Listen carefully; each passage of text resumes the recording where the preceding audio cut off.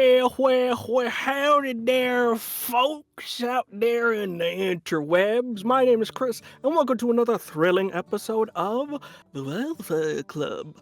Before I get into all the spiels and everything of this official Kids on Bikes hack, let's see who we got here along with us. So first off and foremost, Ava, Humna, who are you and who are you playing?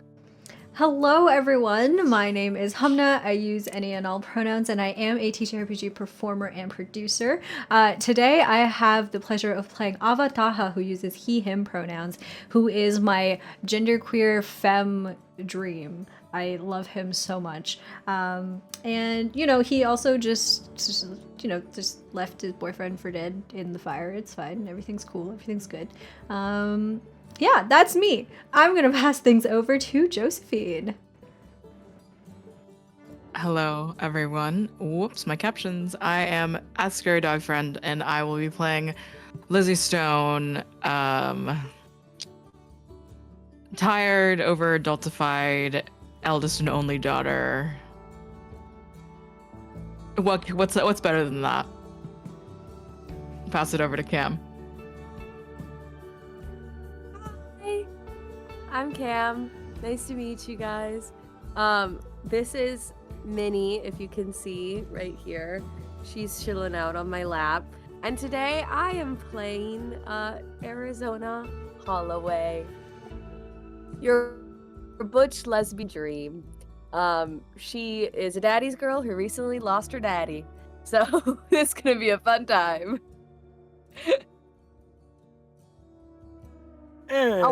Chris. Yeah.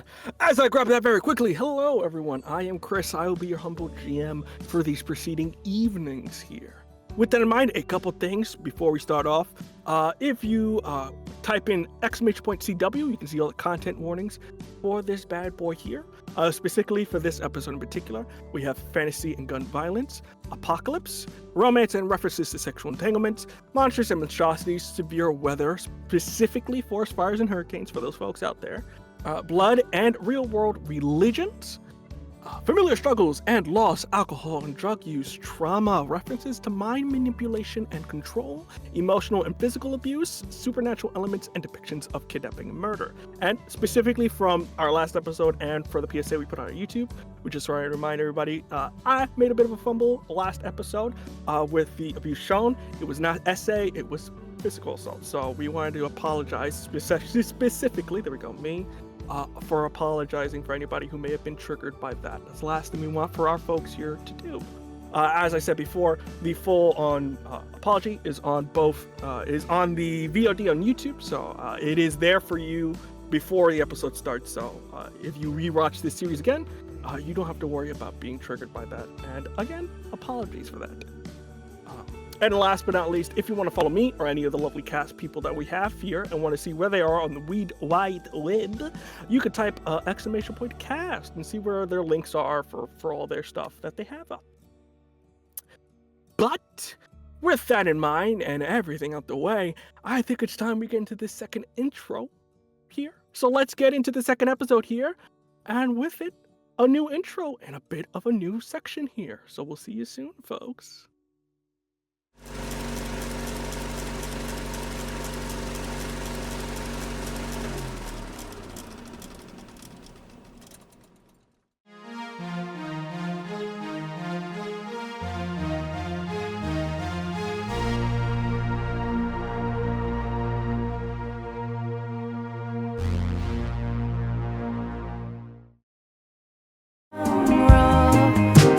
You can borrow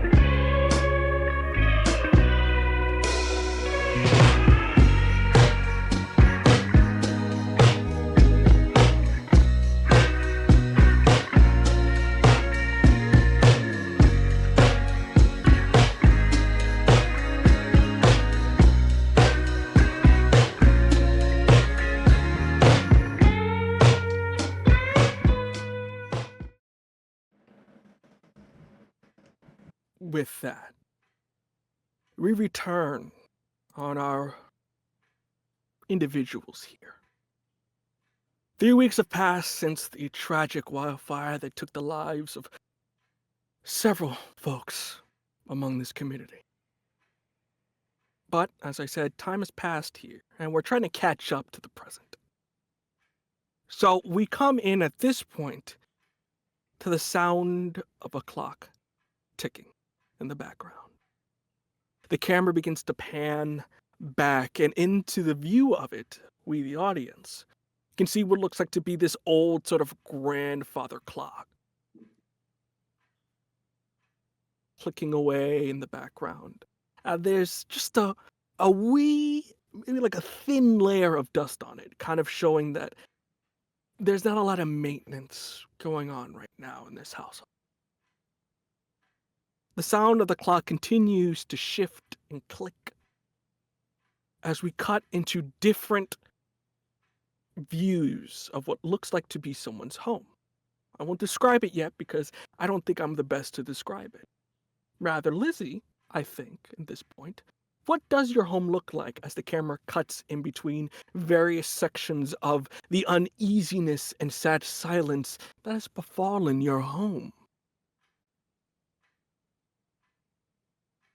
It is a 2-story house that is well loved and covered in almost every inch with some sort of artifact, some trinket, something that was gotten from the Grand Canyon gift stores and every gas station from every new state and every new country. Every little bell and plate, teacup,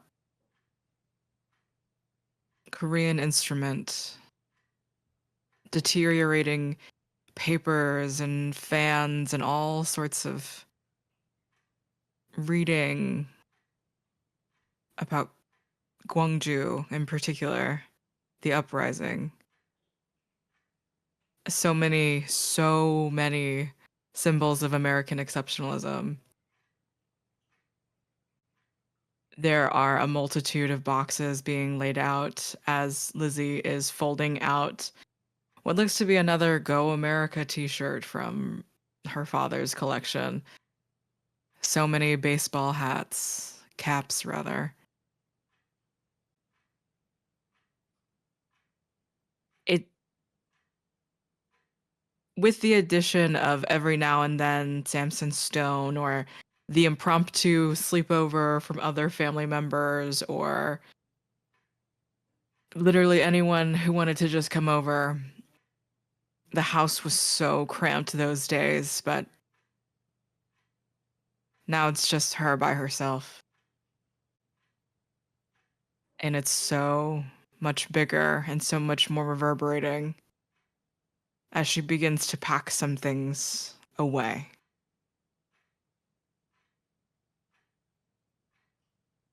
You go about packing. Is it difficult? Is it something in between? How is it for Lizzie? It is difficult.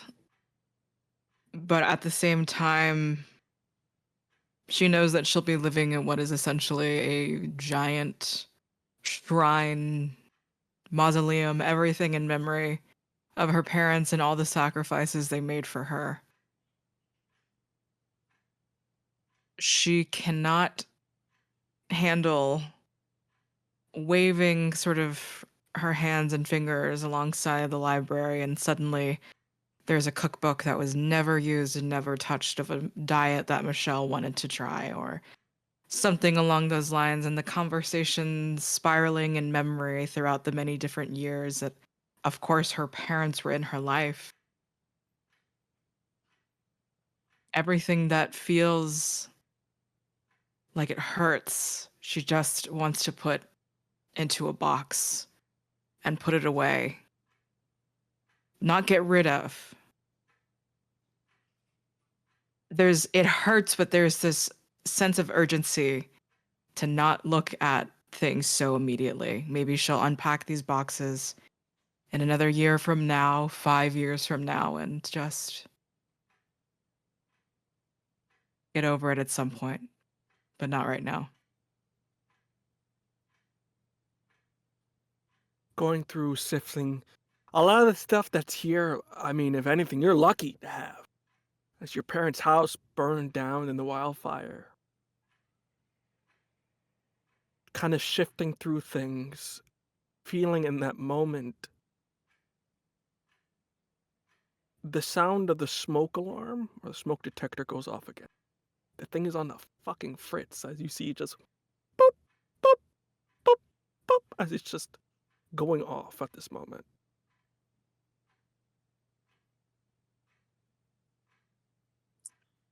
I'm gonna take, one of my dad's golf clubs and just honestly just try and whack it off of the wall.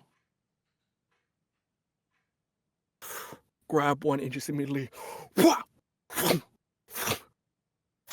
as you see it still beeps, but as it gets on the ground you just lay into it. And I think it's at this point coming through, you hear a knock on your door as Ava's on the other side. You can see just from your window where you're positioned.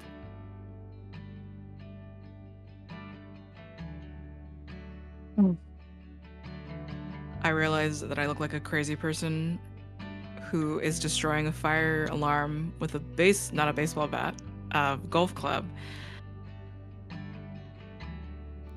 Just toss the golf club away, pick up my keys. I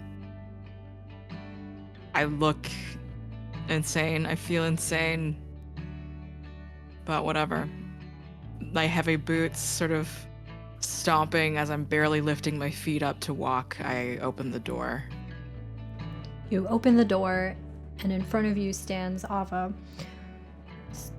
The first thing that you notice about him is that he looks a lot more well-rested and put together than perhaps you might expect from someone grieving a dead partner.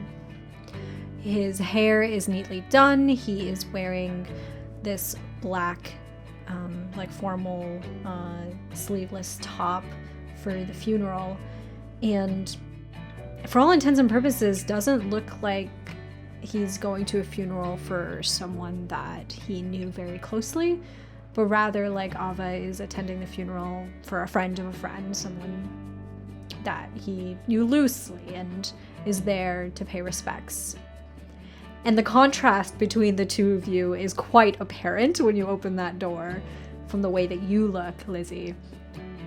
And Ava immediately, I think, can I see the smoke alarm from where I'm standing at the door? I think you see the remnants of this, almost like somebody, very much of that very iconic scene of the three guys beating up a printer. It's very much the remnants. I'm breathing hard.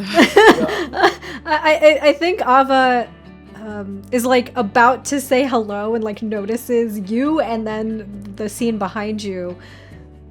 Are you okay? In Lizzie's mind, it pisses her off that you look so good. So she takes 2 seconds before answering. No. I suppose that's a stupid question after what happened, but do you need help cleaning that up? That's gonna stay right there. And then she walks, takes a step forward closer to you before it's clear that she is attempting to just get the two of you away from the inside of the house, and just closes the door behind her, locking it.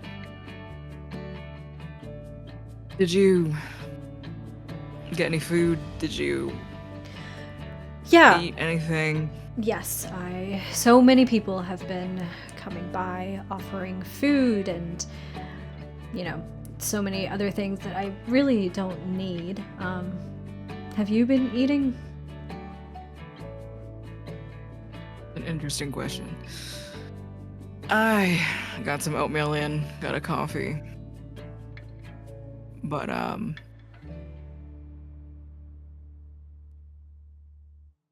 I get you some cigarettes?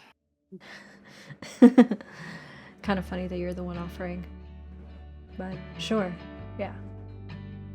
I think it's also clear that Lizzie smells like an entire carton of cigarettes just gone. Her hair is so messy and so greasy. Her ring's still on. Because, of course. And she just...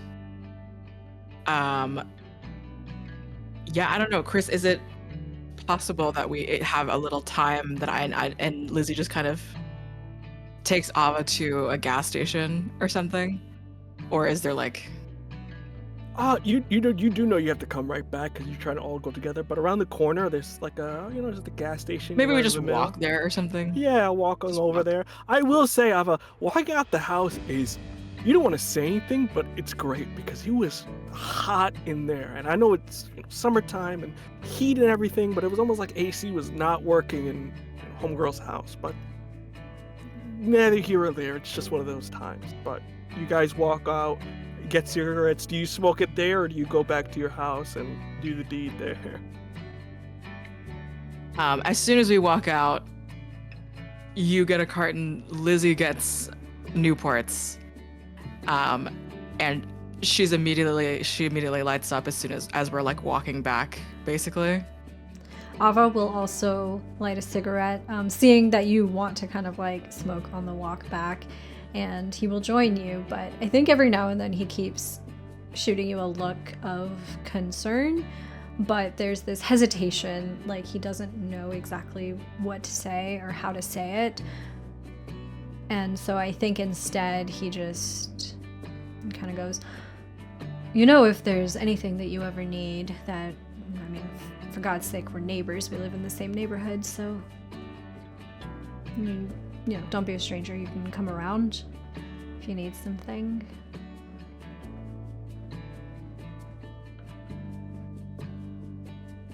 The house is fucked up, right, Chris? My house? Yeah, the two of you live in the old neighborhood. It's almost like a historical district kind of thing, but it's an older house and whatnot. So it's a little slightly fucked. I'm just like...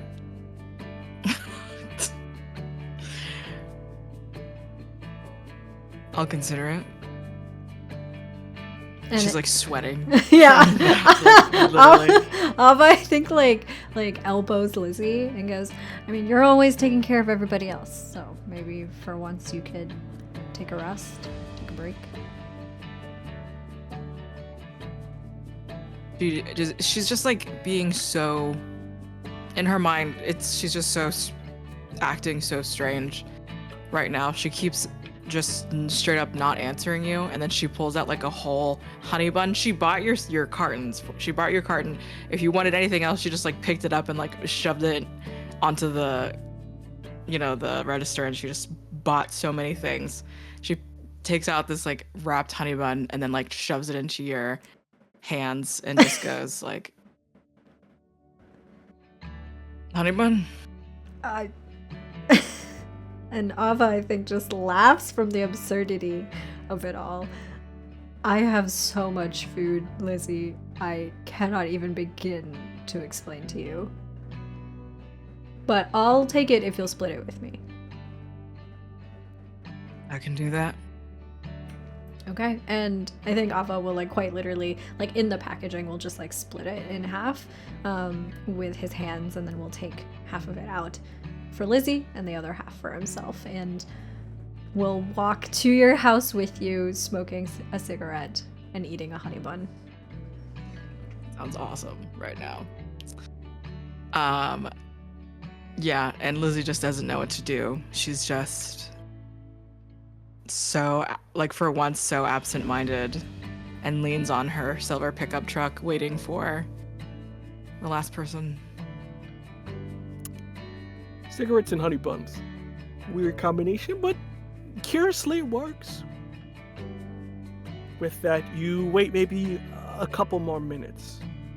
But after that moment, you, Ava, are waiting for both your parents. But what you see coming out the door is only your dad. You can see in the window, just on like your second floor of your house, your mom immediately is like de-dressing and redressing back into like business almost like corporate. As you can see, they're already on the phone as they're changing upstairs, though you're not really able to hear the conversation. But you see Ellis, your father, comes out, grabs the keys, very much in that standard black and white sort of funeral attire, and kind of goes, before he is coming out and doing everything. Are you still smoking your cigarette, or are you like tossing it? I think it is the last dregs of the cigarette, like just before Ava is like about to put it out and throw it away. With that, you see he kind of gets dressed and goes, "Hey there, kiddo," Lizzie, and kind of gets close to you, grabs your hand. From the deepest, of my heart, I'm very sorry for your loss. I know that Samson was, a-okay guy, but you have my condolences. Thank you. I give him a handshake that like hurts him. Yeah. So we can go. We're taking your car. Your mother is not going to be able to come. There's, especially with the wildfire and corporates, on our ass. So It seems a she's taking little one for the odd for team. Amma not to show up for this funeral in particular. I mean, so many people. That's why, I'm there. So I'm representing us as a totality. But Okay, this isn't like a business, though. You can't represent the both of you. Look, it's a work thing.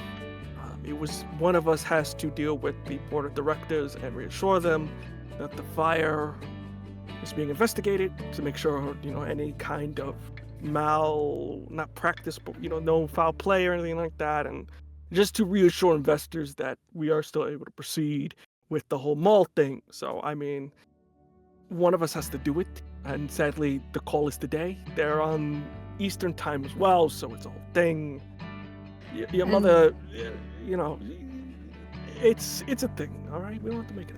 Ava walks like towards Lizzie's pickup truck at this and calls out over his shoulder, "Well, maybe the board of directors can come to the funeral too." And I think like taps the hood of the truck a couple times before looking back and saying, "Can we go?" Yeah. Let me just grab the cake from the back. You see, he kind of goes in the back of his car, kind of opens it up. You see, there's a cake. Nothing really written on it because he didn't really know what you exactly write for a funeral, so just got a plain cake and kind of puts it on the back of the truck and goes, "You want me to drive, Lizzie, or you got it? I know, the stress and all that." Nobody drives my truck. Get in the back. Okay. Yeah, you got it. Does But that Lizzie kinda want gets Ava to also get in the back? Is this like an Uber situation, or like can I get in the I think passenger seat? I opened with you? I opened the passenger seat for you. Okay, cool. Yeah. You see your father, my passenger princess, and kind of begins to walk backwards. Trunk and car is also full of things for the funeral, so you're just cramped. Yeah, absolutely. Yeah. Yeah, I'm just gonna make room. Don't worry. It's a funeral. I understand completely. I'm just gonna put the cake here, and he kind of puts on like a chair, just very much the bottom of it, and just prays that it doesn't fall, and goes, "All right, kiddos, let's go." Feel out. And with that, you begin to start the car. You see just the last scene of your mom on the phone. You can see they're slightly furious, Ava, as they're like trying to calm the people over the phone. How do you feel about your mom not showing up? I mean, your dad's coming, saying he's representing the both of you. So how does it feel that your mom isn't showing? Ava made his opinions very clear. I think he's not very good at keeping them to himself in the first place. And it's already bad enough that as members of this town, members of this community, that his mother is not coming to a funeral for people that we lost.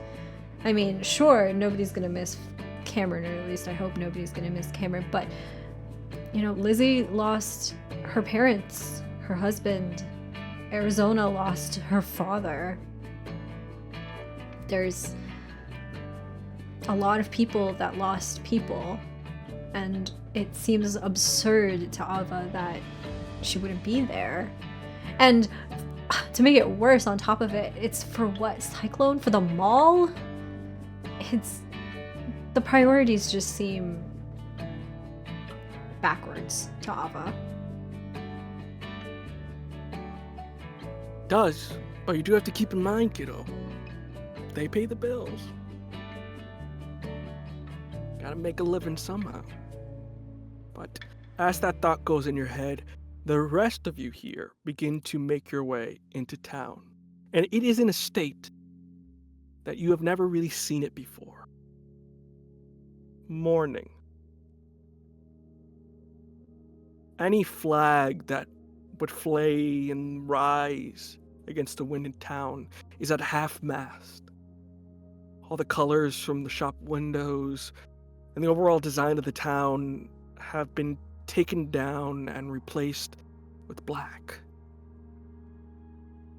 All the shops are closed for today, except for the Iron Bull, which is closed for the moment, but will open up for the lunch service for those who attend and, need something to eat. And as you sort of go through town, there's this overall feeling that even though it is a bright, sunny day in another summer, most of the people here can feel the loss. You notice that as you guys drive through, people that aren't attending the event still acknowledge it as they take off their handy-dandy cowboy hats and put them to your chest before going about what they need to do for the day. As not everyone can attend. Ranching is ranching, and sometimes you still gotta get them cows into town. But with that, you guys begin to pull into the funeral home. And as you do, you can see that there's already several tents kind of set outside near sort of the garden area where a lot of, or the pure volume of this event is something to behold. Even though there's some people not working, a lot of people still showed up. Luckily for you, there is some parking in your name, Lizzie, but that comes with a bit of a drawback. As you sort of begin to pull up and pull in, you can already feel eyes, almost like daggers, staring at all of you, as they know you've lost somebody to this tragic fire, as people are sort of beginning to pull in and whatnot. With that, your dad kind of gets at the back as the bells of the church in the background. Okay, fantastic. I can help take some of this stuff out. Lizzie, do you want to do that? Should I get the father? I don't know if he's supposed to help. Hey, you cowboys, get this stuff out of my truck. You see just a bunch of random ones just talking, kind of go, anything, Lizzie. And begin to sort of, all right, you know what the drill, boss. Begin to unpack everything. I think in this moment, as you're doing this, a wondrous figure begins to come into view coming from the steps of the church. You can see he is dressed up for the occasion, very much in that sort of, the robes are coming out for this. You can see sort of the black and white collar. You see he's about maybe in his late mid-50s. Hair that's sort of still brownish, kind of flows back. And with that very aged, very wise face of Michael Stone, your father-in-law. And with that kind of comes over and goes, well. If it isn't my precious Lizzie. How you doing today, dear?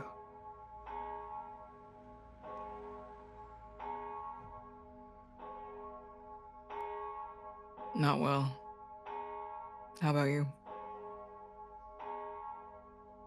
It is hard for me, child, but I'm a servant of God, so I must first and foremost comfort those before I can seek tranquility within.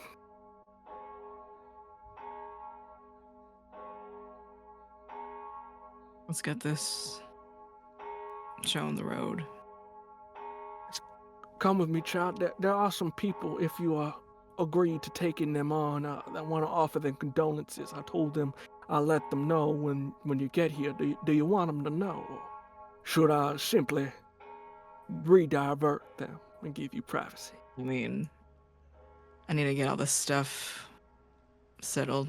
I got a whole garden's worth of flowers. Gotta still set up, get people settled. I don't know. Don't worry about that, dear. I got somebody else to do it. Good old Okay. Frank has volunteered. Very surprised. The boy Not does that not one. like. Well, he volunteered, Lizzie. He can't. He's doing a phenomenal job, and I'm trying to convert him all over the side. Try to get him on board with the good Lord. So it's a good way in. He's a good boy. That one.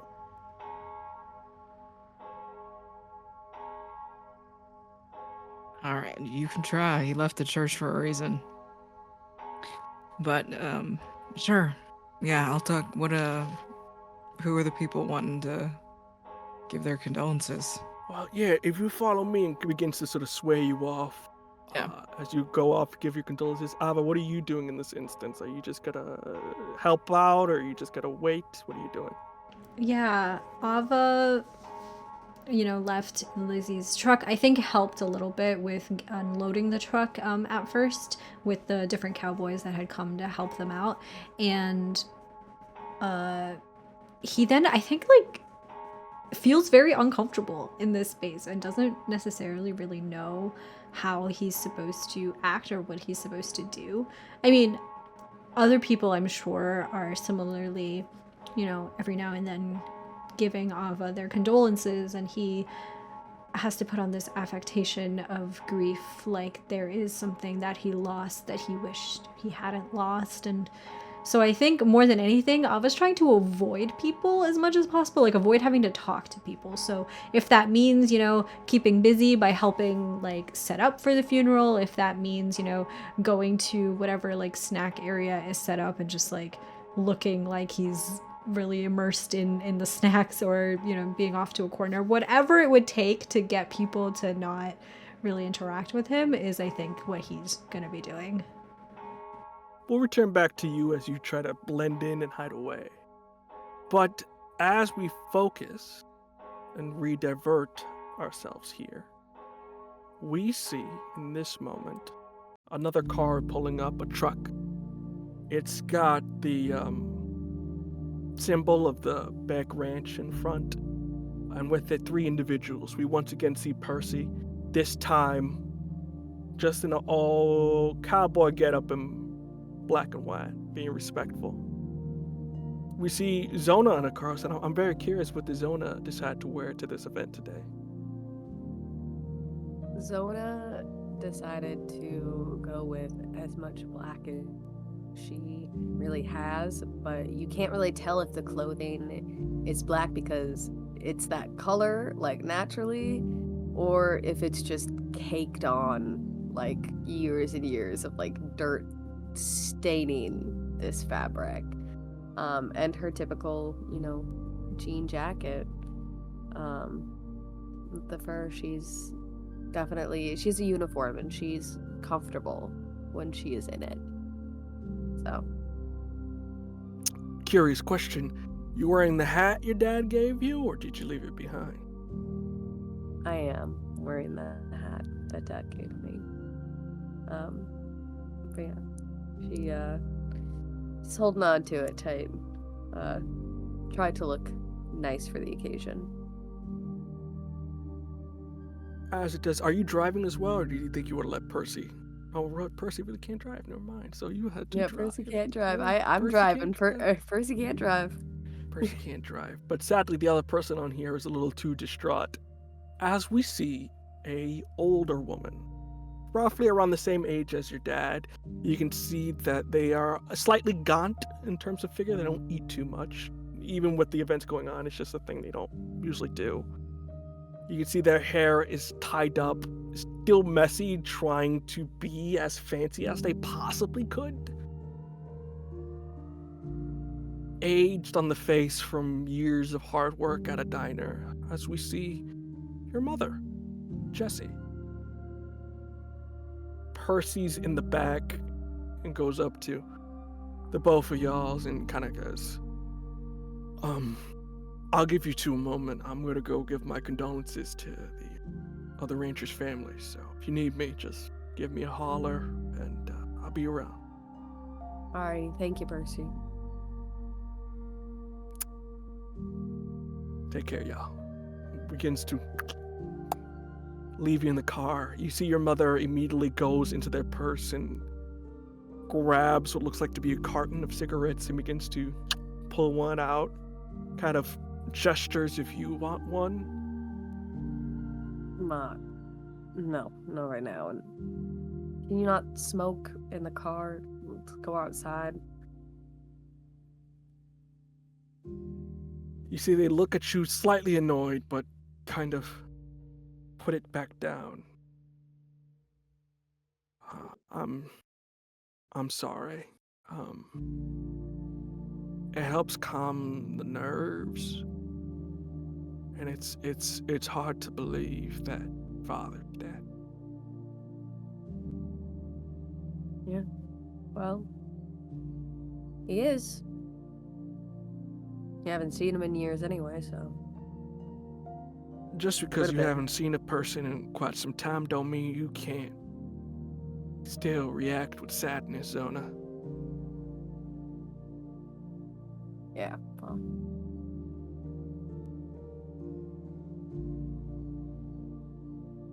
Before we get in there, no, Sorry, you go first. Are you gonna be okay in there? I can pull myself together, child. I guess if we want to really be sure we're going into this right, there is the matter of your father's things. I have some of his things, and he did come by and say hello when he came into town. So I think the question is, who keeps what? I can take care of it, Ma. I know it's hard for you just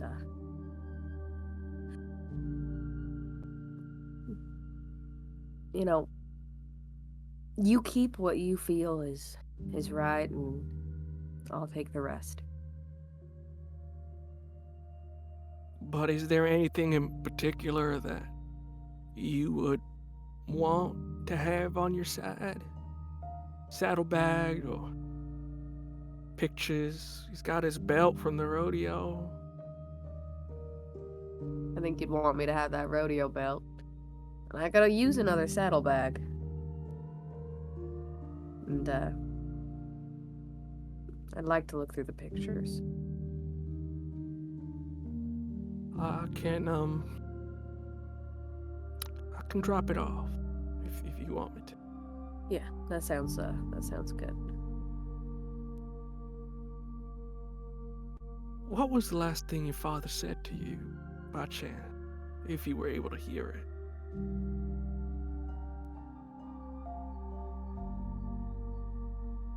Just talking about how he wanted me to live up to the legacy, you know? Take care of the rodeo and make sure that the Holloway name stays up there. He's always concerned with that damn legacy of his.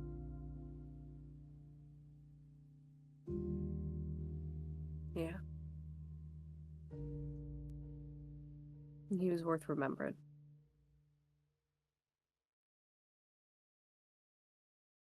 Let's not try to fight in there. For at least I'm today. not gonna fight. I'm not gonna fight if you don't fight. I know. I'm just saying it in advance, because I know we can be like two pigs in a slob, just butting heads with each other. Yeah. Well, let's get it over with, yeah? I'll be better once this is done. All right. You see, They begin to get out the car, reigniting their cigarette as this point they are outside. But as you get out the car, you swear you see something. As you're sort of getting out, you see in the far distance on one of the nearby corners, it seems to be a group of individuals. 3 to be precise. Of varying heights, from short and maybe about your size and larger, but there's 3 of them that are just standing there. Quite strange. Cowboys, but you can't see much. Do you pay it any mind, or do you just go about your day? I'll look. I'll make sure that they're not, like, starting trouble. I think for a moment you stop yourself. Look over the side of your car. And you can just feel something. It's almost like fear and a bit of dread. As you see one of the hats begin to slowly come up, and you only catch a glimpse of what looks like to be some sort of zombified jaw.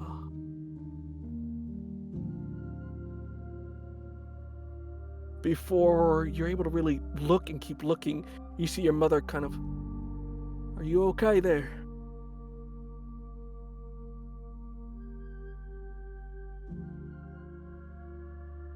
Yeah, Ma, I think I'm all right. Just Bless you. feeling a bit rough. Thank you. Sorry. Kind of looking back, you notice that you're kind of talking, looking back. They're gone. They're not there anymore. It's almost like they're in an instant.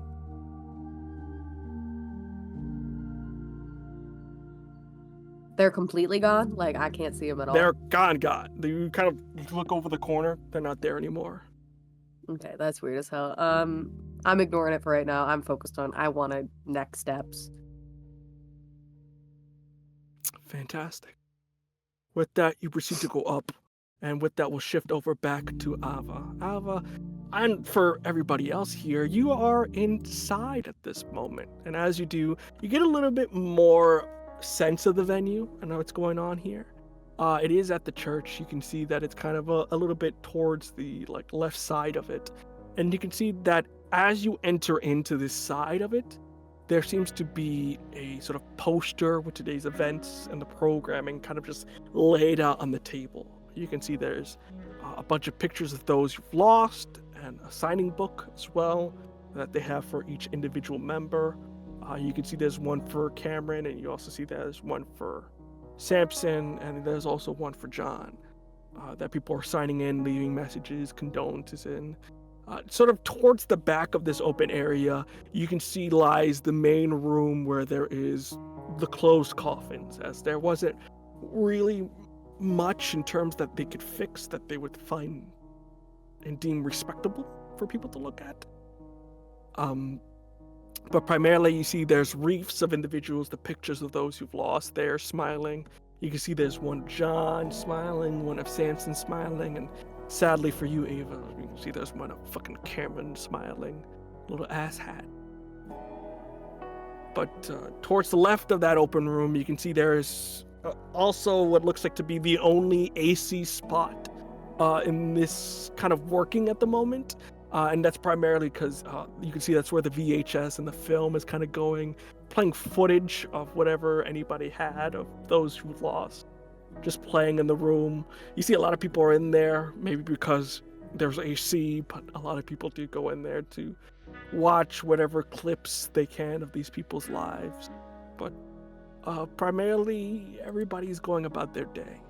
Where do you think Ava is right now out of this area in terms of the cloak casket or the VHS room? Where do you think they would have gone to?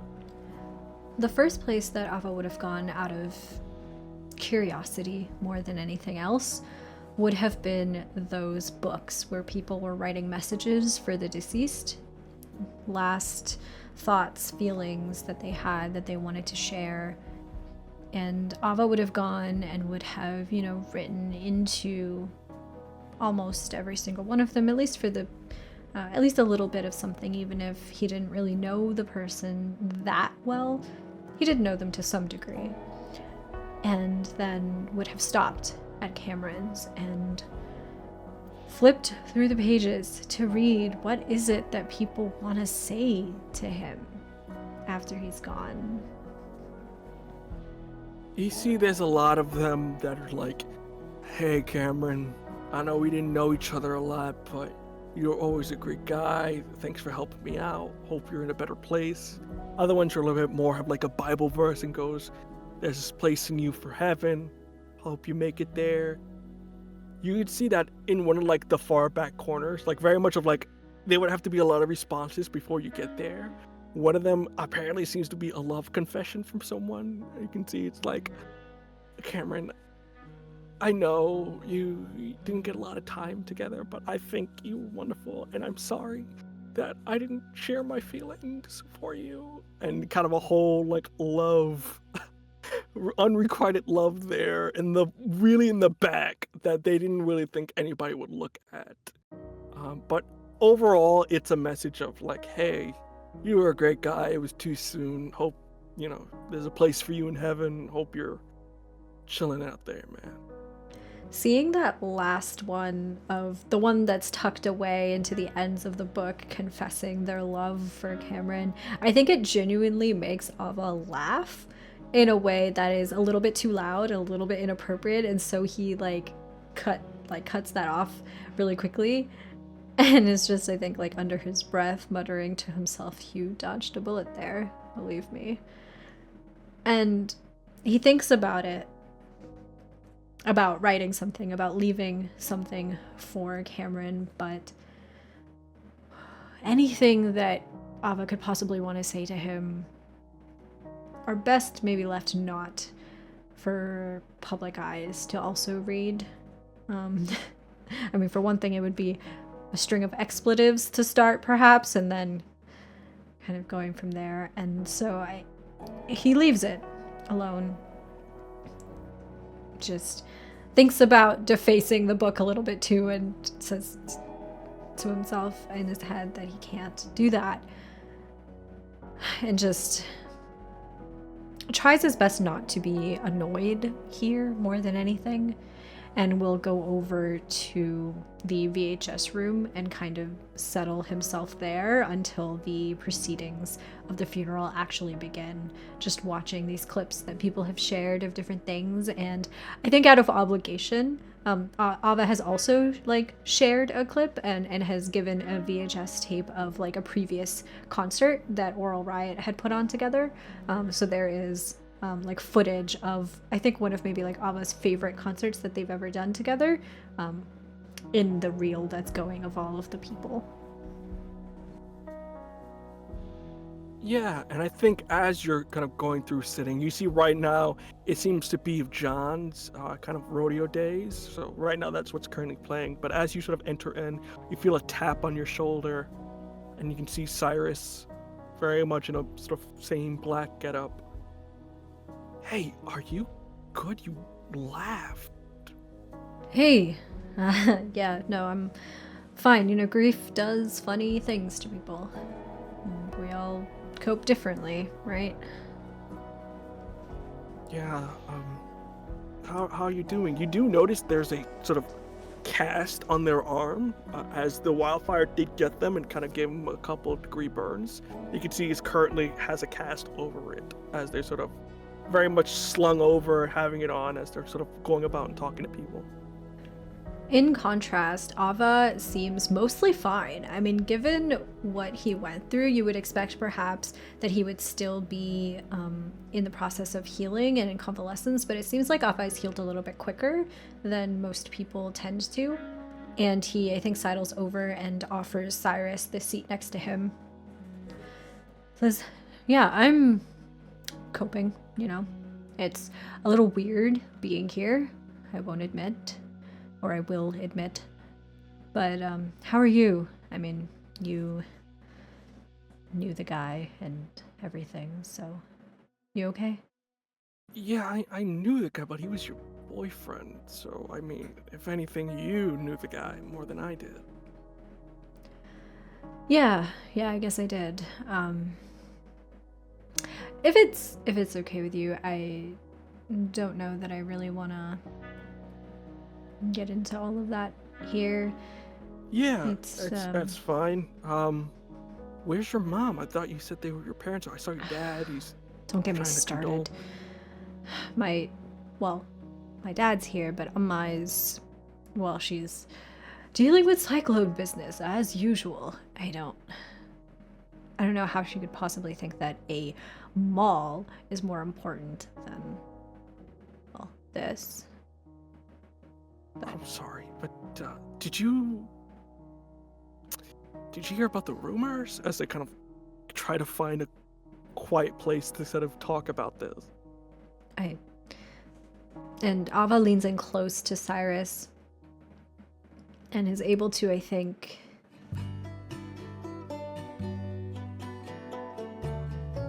Oh, Cam, you're Bless contagious.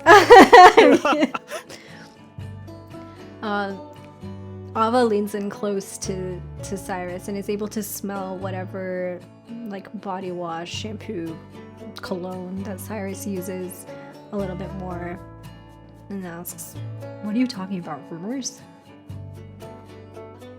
Well, there's two.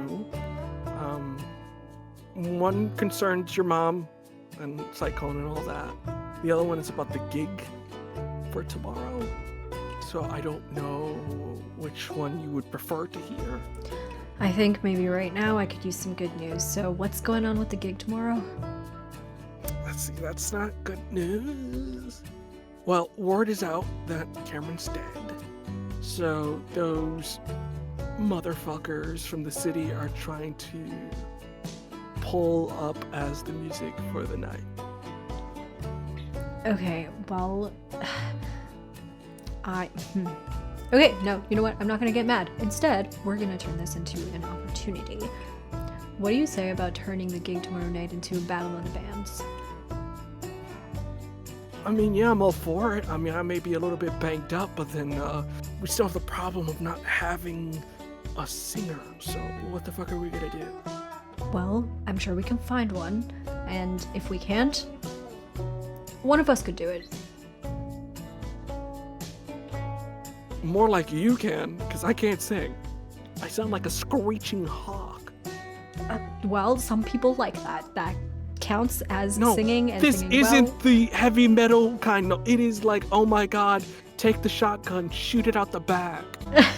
And I think Ava, like, goes to laugh again and then catches himself, remembering where he is in space, and says, "Yeah, I mean, look, if we can't find a singer in time, I'll do it. It's only for a show, right?" Sure, I'll let the dickweeds know. Hopefully they don't show up. Are you gonna be okay, though, to play the drums with your... And Ava, I think, like, points to Cyrus's cast. I mean, I can get through it. It isn't the first time I've had to play, and luckily I can kind of move it a bit, so I think I should be on tempo at least. Okay. Yeah, and I mean, if you need anything... And Ava, I think, will, like, rest his hand gently on Cyrus's. If you need anything, just let me know, yeah? Same to you. Do you want to hear about the other thing, or not? I guess, sure. If it has to be now and it can't be later, then sure. Well, I heard at the luncheon today, they're going to be handing out or announcing they're going to be giving out affidavits for people who are affected by the fire. Affidavits for what? Well, people lost their homes, or they have to pay for funeral services, because some of them, they didn't.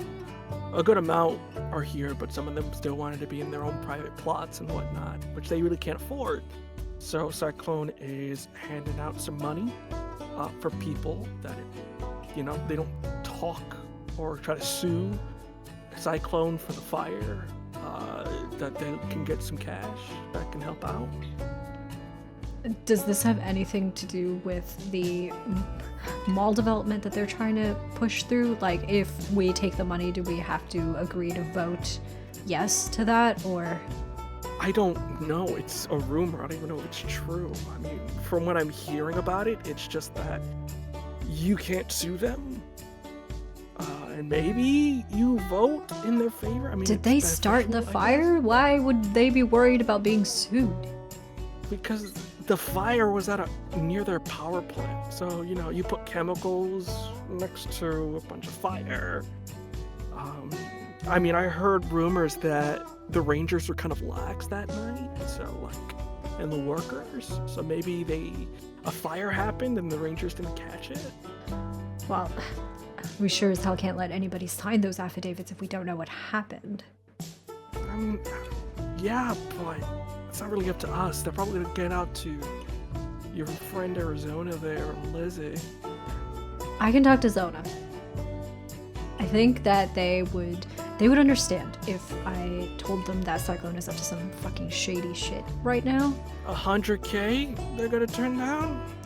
I think Arizona would be willing to understand that money is less important than the town here. I mean, I know, that she is in a very difficult position and, is in charge of a lot of things when it comes to the Holloway family stuff. I don't really know. But either way, I think that she would be on board. All right. And then you gotta convince Lizzie. I mean, they don't really have anybody left. Are they gonna really stick around here? What's left for them?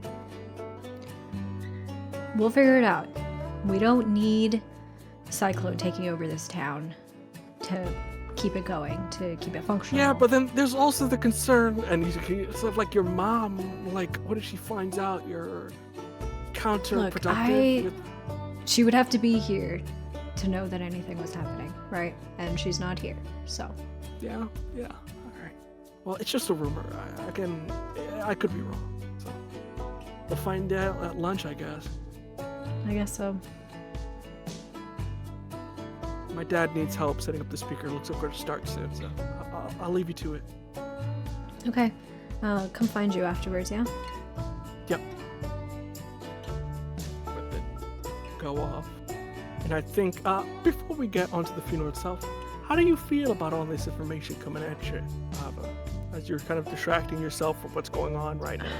I think this is the most, conflicted and confusing set of things that have happened to Ava in a very short amount of time. And so he feels a little bit like he's, getting, jerked around emotionally at the moment, where it's, there is a weird amalgamation of frustration and confusion and exhaustion from having to pretend to be grieving, and just also relief mixed into all of this, a sense of weights being lifted that he can't even share with anyone right now. And it's all just, I think, battling each other inside of him in a way that is very difficult for him to express or to do anything about.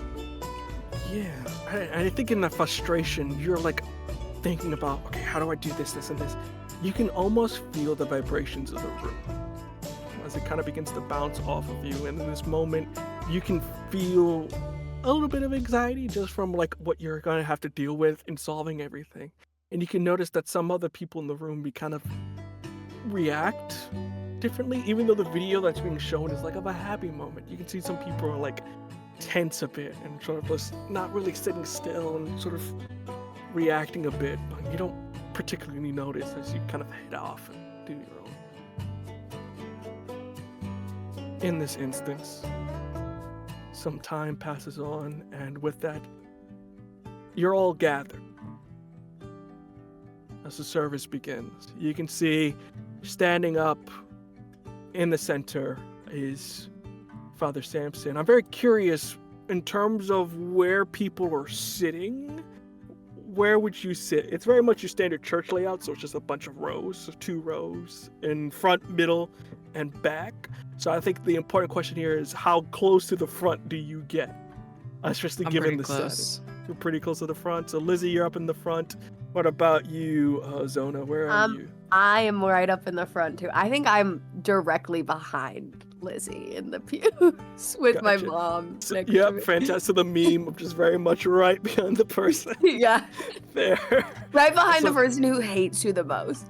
Like, Yeah. Fantastic. And then what about you, Ava? Where are you?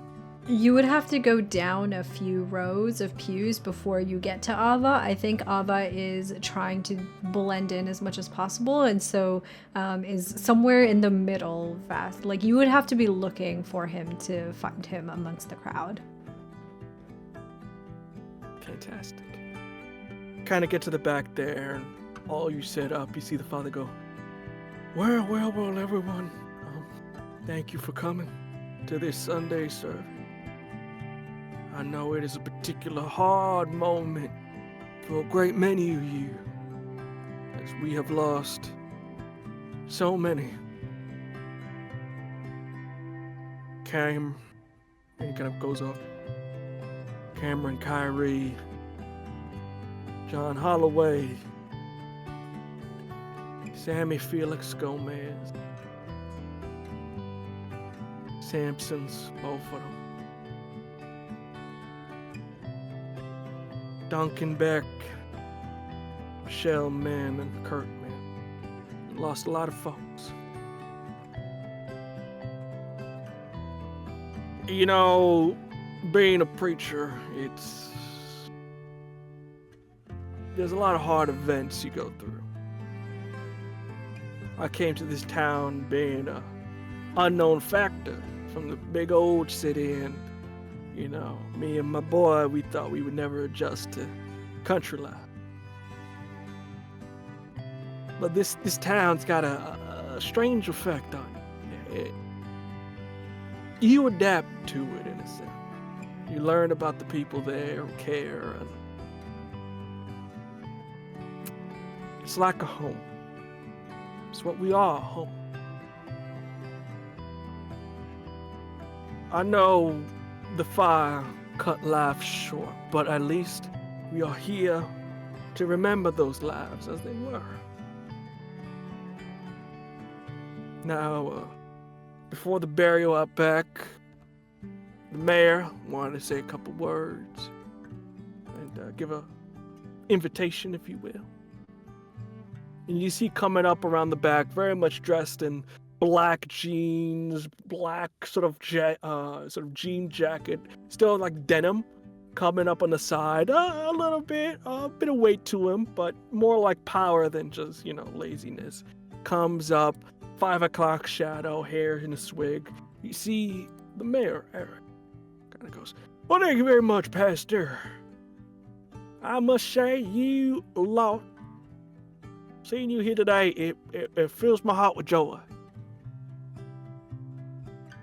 I first and foremost wanted to thank the folks over at Cyclone for helping us with these provisions and setting up the funeral for those who opted in for it. We thank them for, again, helping the community in need.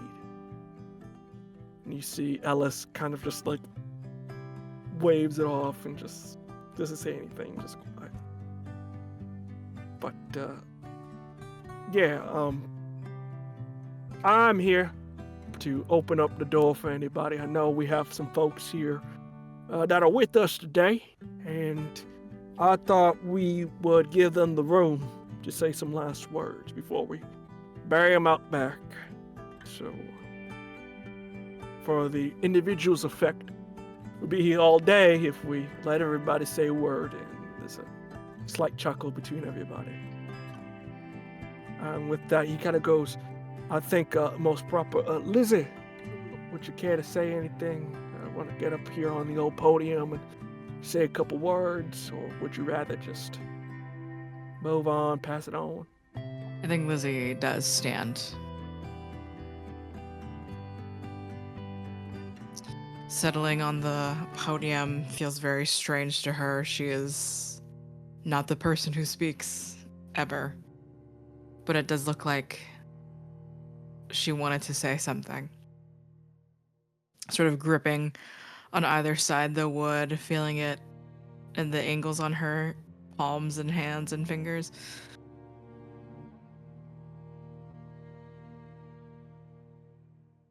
Mom and Dad, you showed me the way to laugh and how to take care of other people. That loving someone, loving a whole town of people can look like so many different ways. And although many of you definitely know that I don't say much, but I do everything that I've ever done because I care about this town. And my parents were two people who loved each other very much and taught me everything that I know. How to care for children and babies. How to fix something in a car, fix a sink, be able to cook and provide to all of you. And there's the one skill that I did not get, unfortunately, is still the skill of being able to speak in a way that is succinct and poignant, maybe. But thank you for all that you taught me. And then she, I think, locks eyes with Michael. And then there's just sort of this, oh yeah, I should talk about my husband. And almost as if she's like, it's half of a second unclear if she's gonna step down or not, she clears her throat. And Samson,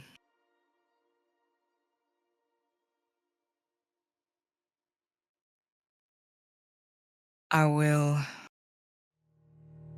love you for the rest of my life. Thank you for showing me that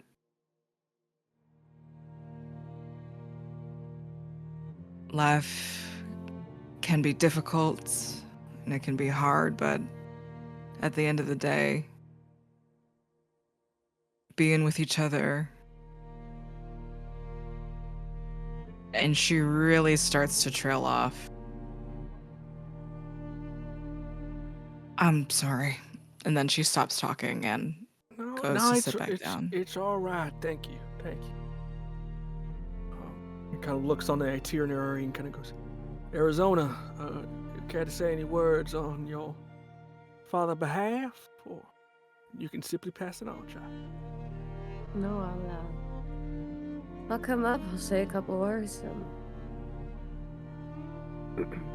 Arizona approaches kind of hesitantly the podium and looks out, says, first off, Lizzie, thank you for that lovely speech. But,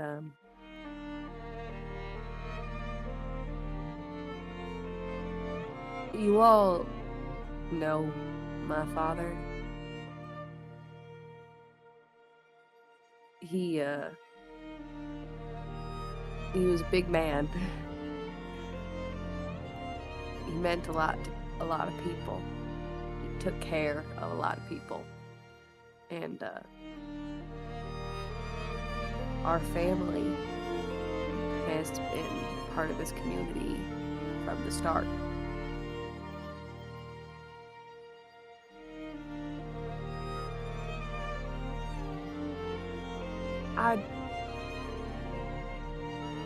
I don't know that I could ever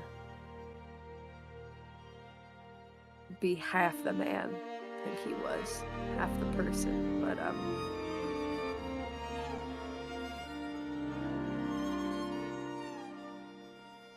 God, I hope that I can be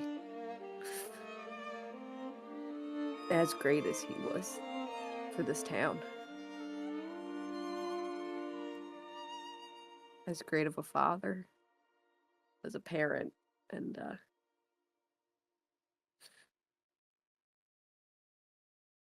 it's fitting in a strange way for him to go out in a blaze of glory.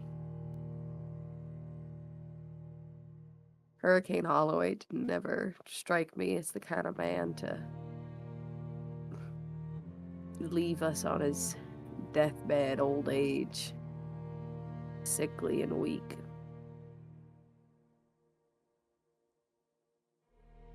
No, he died like he lived, and I'm proud of that. So, thank you all. And Zona will step back down. Sounds in the room as Eric goes. And last but not least, before we just open it up to the peanut gallery here, Ava, do you want to say anything? Ava looks around at the many faces of the townsfolk looking at him expectantly. And he looks at Zona coming down from the podium. He looks at Lizzie sitting in the front. I think that Lizzie and Arizona have said some very beautiful, moving things. And I don't think that I could say anything more fitting than that, so I think I will leave it at that.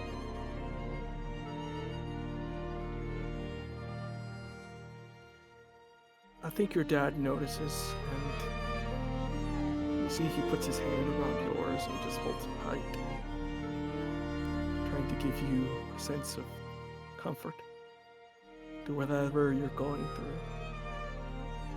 Even though your mom's not here, your dad is being genuine and doing his best to console you.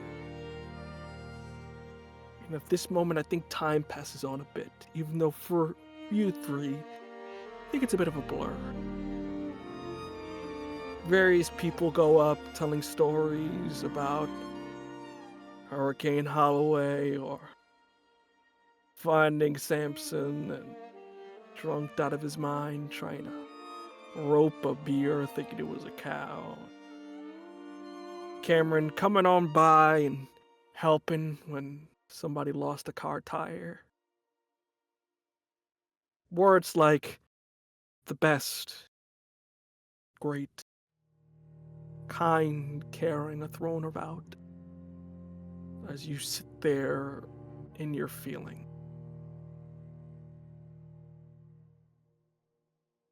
The camera cuts, and I'm very curious, do any of you take the coffins, aka sort of like hauling the coffins, taking one arm on the side and sort of lifting it out there? So Ava, no. For my other two, yes. Fantastic. You proceed to go outside. The plots of land have already been planned out.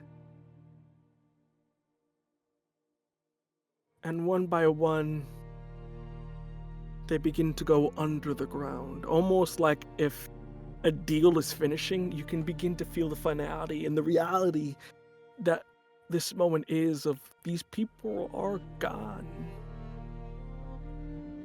For good, for bad, whether they deserved it or not. They're dead. And you can feel in this moment your heart beating up again. But this time it's a bit different. As you all are watching these go down, you can feel a mist begin to form around you that nobody really seems to notice. Except for you three, as you're the only ones who can see. For Ava, you see what looks like to be a smoky red begin to go underneath you and swirl about, going towards your heart. For Zona, an orange one, almost galloping at a pace, goes towards yours. And for you, Lizzie, a green begins to erupt and slowly snake its way up. And you all swear for a moment, before you even notice what's going on, that you hear a whisper in the back of your mind that utters a single word. Awaken. As you can feel almost like a migraine at the back of your heads begin to kind of come on, and your hearts in their various colors begin to resonate off of each other. As the three of you notice, this fire talked with you a bit, or maybe it's the fumes or something, but there's something that you can all recognize in each other as you see these glows.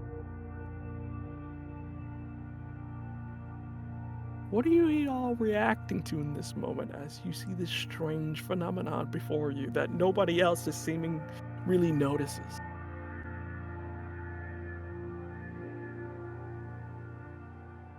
It's just looking back and forth between the two of you. Because were we also able to see everyone's different color smoke? You see the colors, yeah, everybody's different colors. You can see that your hearts are still beating almost in sync. Very strange, because, you know, people's hearts don't usually sync. That's a weird thing. But it seems that you're all resonating at the same sound, and you can feel your heart.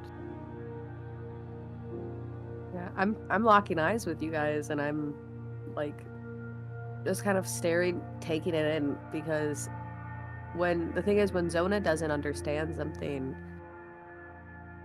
she is a listener person. So I think she's trying to make sense in her mind, but she can't find any words to say. Ava is shooting Lizzie and Zona a questioning look, trying to search for answers in their faces in case they know what's happening. And at the same time, he looks around at the other people that are in this crowd to see, does anybody else notice this? Is anybody else seeing this?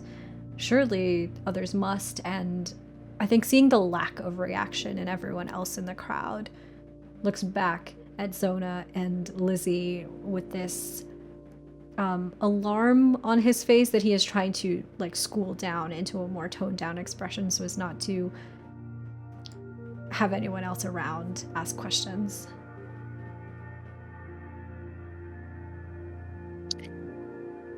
I think it's just like a gesture of let's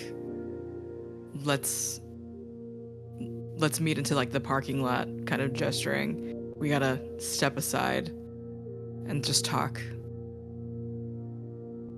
And Ava gives a short nod when Lizzie gestures, and will find the first opportunity that he can whenever it is not going to cause suspicion amongst everyone else in the crowd, for him to slip away and go to the parking lot with Lizzie and Zona.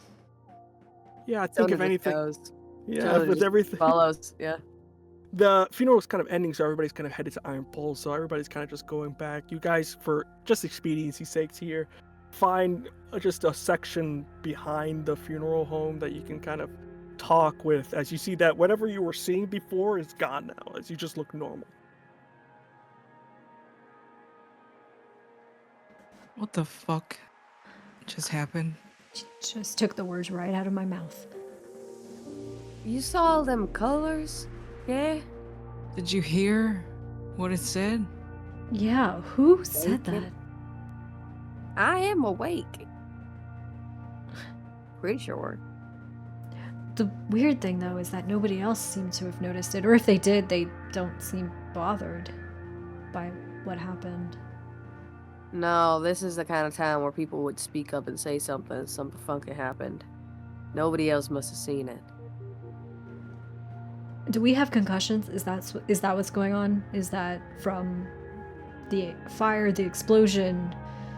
We fell, hit our heads. I mean, I know I did. Is this just...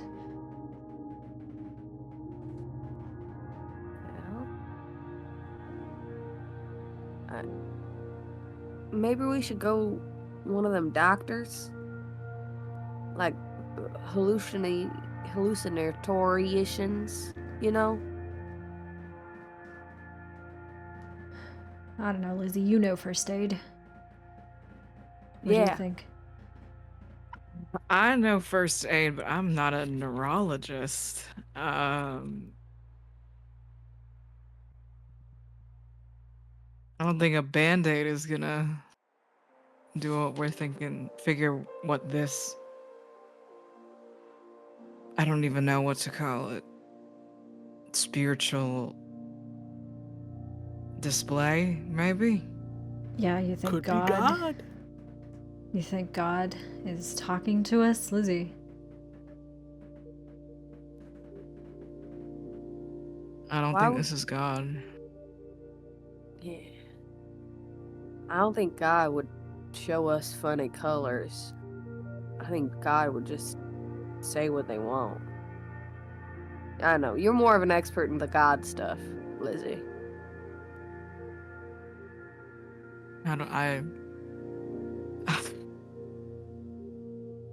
My brain short-circuited trying to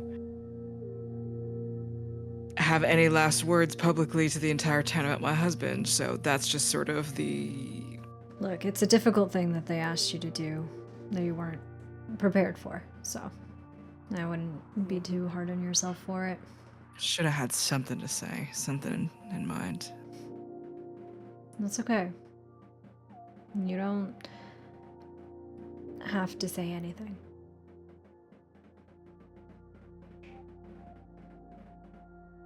Something's off. Are you guys, did you experience anything funny during the fire? And Ava looks a little uncomfortable at the question. What do you mean by funny? Can I roll to see if I notice Ava looking uncomfortable? Do it. Yeah, I'm gonna say. Would that be charm braids? What are we doing? Is this like a It's gonna be contested roll where we both roll? I would Ooh. say. I think this is a contested charm because there's Oh, no okay, other okay, one there. okay. So. Oh, I'm so You know- excited. So I say yeah, contested charm. So I'll say first, Ava, you're gonna set the DC because you're lying in this instance. So you can just roll and we'll see what we get here. Okay. I have a D10 in charm, so that's what I'll be rolling. Okay. Oh, All right. damn. Okay, I have to explode at least twice. I believe in boy. you. My... I Well, we gotta got. see. Let's see the good roll shitty. So. I do tend to roll shitty. Unfortunately for you, though, Cam, I rolled an 8. Motherfucker. So it's a DC 8 you gotta beat. You do have, I don't know if you have tokens, so keep that in mind. I do, but I'm not gonna use them, I think. Not for the bit. Oh, it's a 2. Take 2 reverse these tokens if you be so kind there. For you, Yes. Zona. You don't really notice anything strange out of this whole conversation in terms of like noticing anything. They just don't know. I got no clue. You could tell me anything, I'd believe it. I know it was 3 weeks ago, but in the hospital, or no, not even in just the hospital, just before I went unconscious. Did any of y'all's breath did you emit a blue smoke? I did. How'd you know that? Right. There was this weird light. How did I forget about that? Because that happened to me too. There had to have been something in those chemicals that we were huffing in the chemical plant. That's gotta be The what's only going on. way That's gotta be it, yeah. The only way that fire and explosion, there's any sort of chemical reaction that happens is usually due to like something like a salt content or something that already existed in our mouths. Usually when fire and a human tongue interact, it's just blistering. Nothing like an icy blue smoke is scientifically possible. Not even with them, like, fancy chemistries or chemicals. You don't know what chemistry is. Lizzie, I think you know I know what chemistry is. I like grab you by the collar. We are going through something right now, and we will get to the bottom of it, but I am not beyond punching your face in during this funeral, okay? Only you to assume I wouldn't welcome that right now. I shove you away from me. And I think Ava kind of like laughs a little bit more openly in the outside parking lot of the church, and I think says like a little quietly but loud enough for everyone to hear to Zona, I mean, if you want I can punch you later. I'll No take you up one's on that. okay. We're just letting off a little steam, Lizzie. I Come on. do want to say, yeah. Come on, it's a funeral. Let's put some fun in it. You two are We're getting about into to go- fistfights all the time. We're about to go to the Iron Bowl tonight, and I will literally, it'll be as if I have to be a lifeguard for all the beer that people will be drowning in at the end of this. It's going to be just another occasion where the town together is going to go fucking crazy. So there's As so we much should. that It only makes sense, you know? Sometimes you gotta let people just be stupid. You know? Smartest thing you can do is be stupid sometimes. like what you two were doing in the tower that night. Hey, we were saving people. That man that we all saved, I mean, who knows what would have happened to him if we hadn't been there. When the two of you want to sign up for volunteer firefighting at the station, then I would love to hear that kind of talk. I will kick the both of you right up your fucking asses the next time I catch you in a burning down building. Look, Lizzie, I don't want you as my drill sergeant, and you know that. I will specifically make your life hell, and I will become. There's something happening to us. I suppose we're not going to get any answers just standing around here, so. I don't think we're the only ones, though. I saw some people before with, like, something wrong, some kind of rotted jaw or something. Looked like them, like, leprosy kind of deal. You know? There are people in town that have mouth cancer. You can't say that they have leprosy. Well, I don't know the fancy specific terms. All I know is there was some group of cowboys half rotted off, and I ain't trying to say they weren't looking pretty, because anybody can, don't get me wrong, but I see that face down in an alley and I would get a little, jump pep in my step, Zona, don't you know all the cowboys in town? I mean, who was it? That's the thing, I didn't recognize any of them. People visit all the time. Maybe. Yeah, but usually the people come looking for, they've come before, or they know somebody, Point them out to us when we come back out there, okay? Maybe they'll be at the bowl. Yeah, they probably will be somewhere. I don't know. Yeah, think fuck. at I mean, this I could use a point- drink. At this point, you notice that Mr. Kane comes along. Cassie Kane kind of goes, "Hey there, guys. Like, how's it going? We're about to go head out. Are you guys all, like, good back here?" Yes, sir. Yeah. We're all set, sir. No problem. If any of you need a ride, I got your back. Meet you at the bar. Can't wait for the drinks, Lizzie. You got it, Mr. Kane. And with that, kind of proceeds to walk off as you're starting to notice people are noticing that you're not around. So you notice you got to get it back out there. Let me take y'all to the bowl.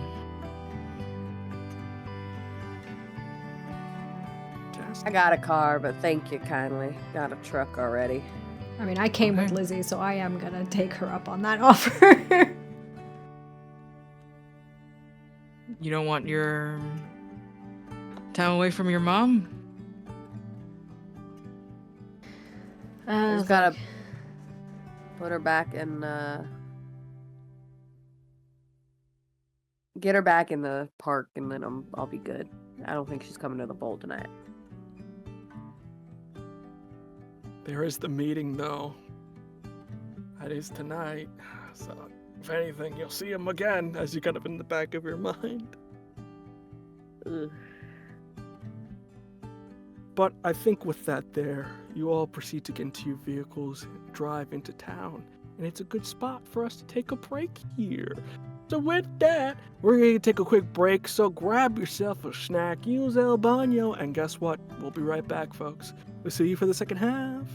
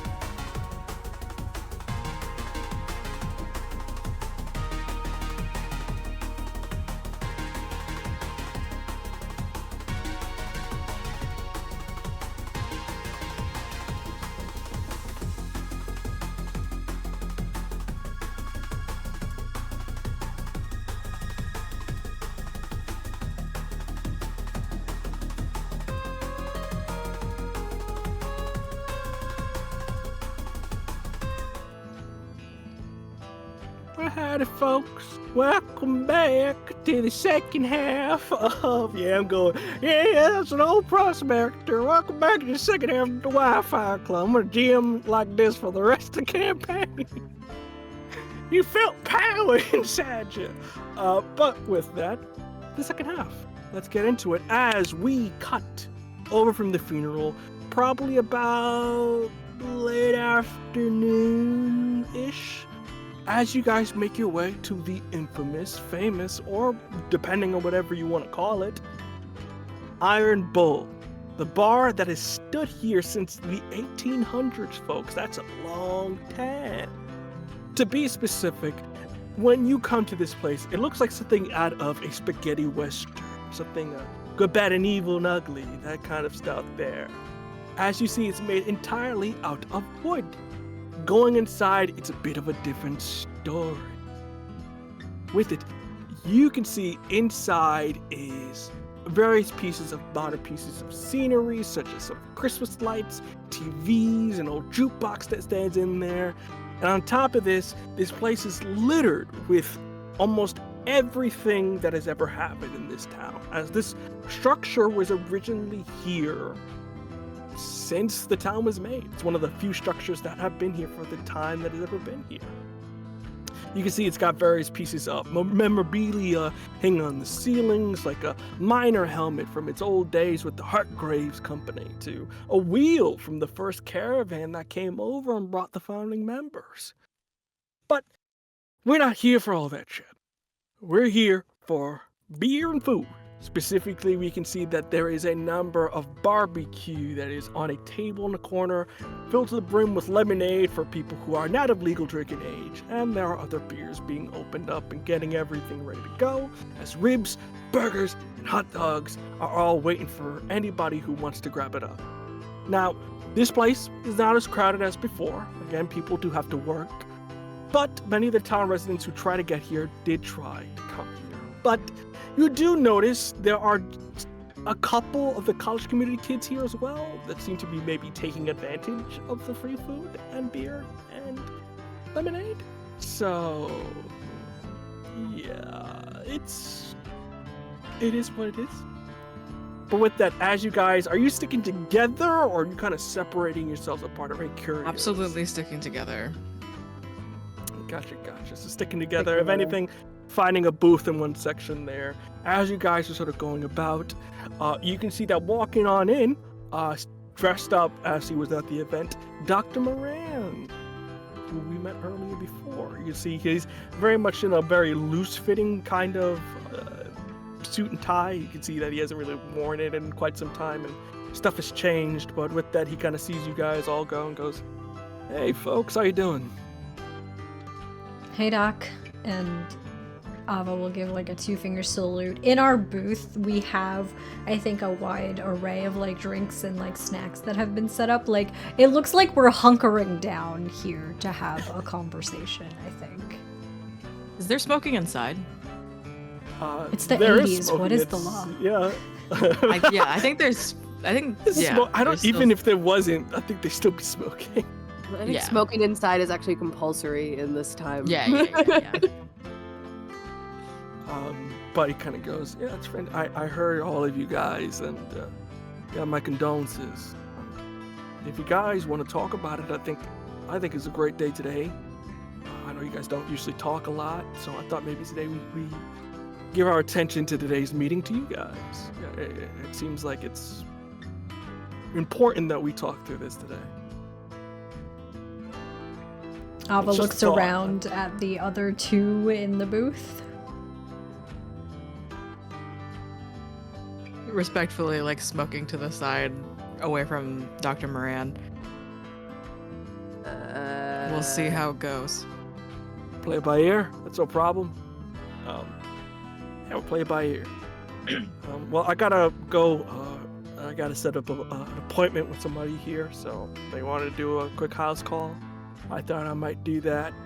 And yeah, I mean, I'll see you tonight, if anything. Right. Thanks for checking up on us. No problem, folks. Hey, we're here for you. kind of with that, kind of goes off, and you do notice, I think you, Lizzie, goes off into the offices of where Lola works out of. Do I see Lola on the floor or like serving drinks, or does it look like? You see their sisters doing their best to help out, but they're not on the floor at the moment. Okay. Their dad got hurt pretty bad. He's alive, but he was already in such a poor state.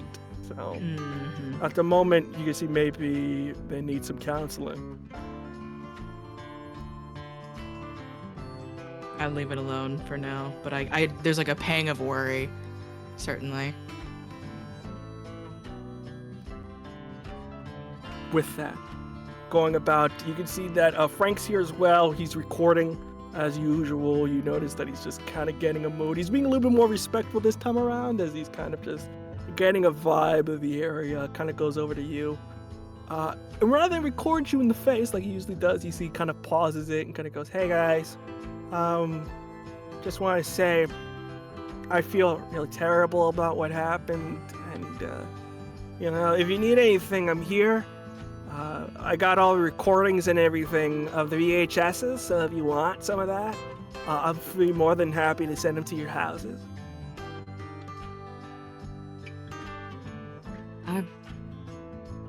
I appreciate it, Franklin. No problem. I'll take one. Yeah. I'll send them over to your houses. They're probably at night. I can drop them off. I know you guys are going to be in your meeting, so I can just drop them off. And if you got any problems, you can give me the old ringer, on the phone there. I'll be at the drive-in, so you gotta call that number. Thanks, Franklin. Alrighty. Yeah, no problem, guys. And proceeds to record. As you can see, the small town of Hearth Valley has been hit pretty hard, and kind of goes off in the nearby corner. Does he Hey, guys. ever? Be frank with you guys. Yeah. Sorry. Yeah. Zona. That man is strange as all hell. I don't like all that watching he likes to do. Been like that since he used to go to church. Used to go to church? Stop going. It's like somebody told him that God was actually a big scary creature in the sky, and then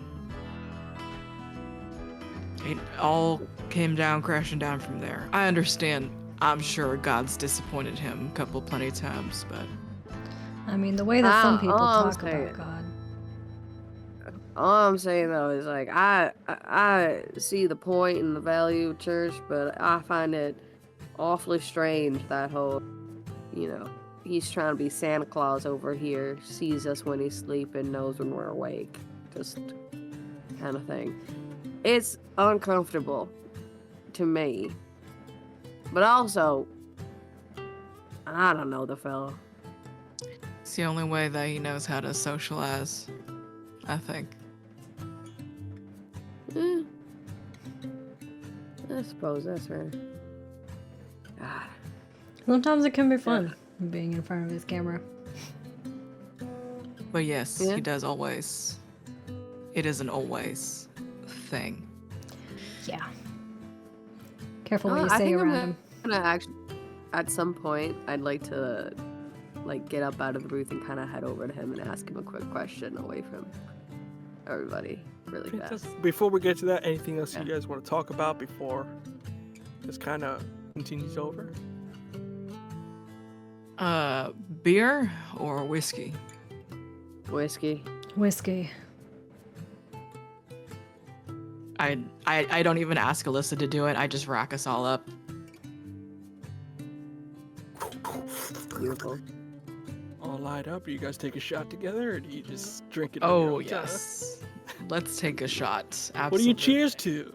If you cheer to anything, or do you just down them? I think it's like Lizzie almost like tries to like do a toast and just like squints and then just slams it down on the table. And then No just goes formalities for it. here. I think Appa's got like 1 foot up on like the booth seat, one arm just like wrapped behind it, and just Zona is for a second, like goes to do like the smell thing, of like, and then it's like, I don't know what this means. It just goes straight down the hatch with it. Fantastic. I'll sip through. I'll have your drink. I think at this point, Zona, you kind of excuse yourself to go talk over to Frank. I'll follow you for a second here. Going over to Frank. You see he's recording at the moment and just going through. And as you can see, the town is feeling the warmth Hey! of... Ah! Oh, you scared me. Pause. What's good, Zona? What can I help you with? I imagine this ain't too hard to scare you, huh? But listen, well, I as got an a question artist. here. Okay, yeah. You go around, you're filming a whole lot, right? Mm-hmm. There any chance you got some footage of like my dad, or you know, anybody he might have been like talking to or chatting to before the fire? I mean, yeah, I can share with you your old dad's rodeo days, but in terms of any specific date that you're looking for? Just any footage from like day of the fire would be ideal. Anything you got, honestly. I'll take a background shot of him. I mean, sure, why not? I mean, I have it on here, and with that, he kind of like begins to hit the rewind button quickly. Ooh. Okay. Well, the only footage I have of your dad was before whatchamacallit, the fire. Kind of like, here you go. I mean, I didn't get much. It's very much a quick buy. Looks like he was headed towards Mountain Path. Headed towards Mountain Path. Is there anybody who he's talking to, like in the footage? Not talking. Looks like he's moving. But if anything, you do notice that the mountain path real quickly. If anything, actually, you know what? Fast forwards it just a slight bit more. And he goes, oh, the Mins. He said hi to the Mins. He helped him out real quickly. The Maisie up the mouth? Lizzie's parents, yeah, they were going to the same track or whatever, so I guess they had a quick conversation before they, like, split up. Huh. Thank you, Frank. You know, I suppose even even the funniest flavor pie somebody likes, so I appreciate it. Yeah, man, and kind of just like, I gotta get back to this here. But Sort of like throws her hands on her shoulder, does the whole like big brother thing of like, yeah. But as that happens, you can feel what looks like to be something encroaches on your back in terms of like something like steel or something hits your back of the side, and with that you hear from behind you, now are you be very careful to not move, Holloway.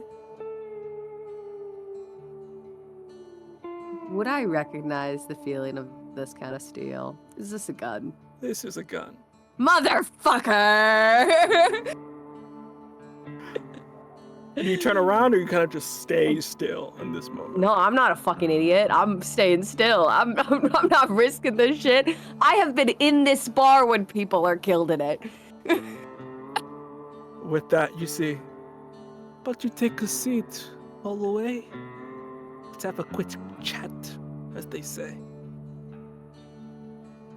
Zona goes and, leads the way to a, like, private booth, kind of, like, towards the end.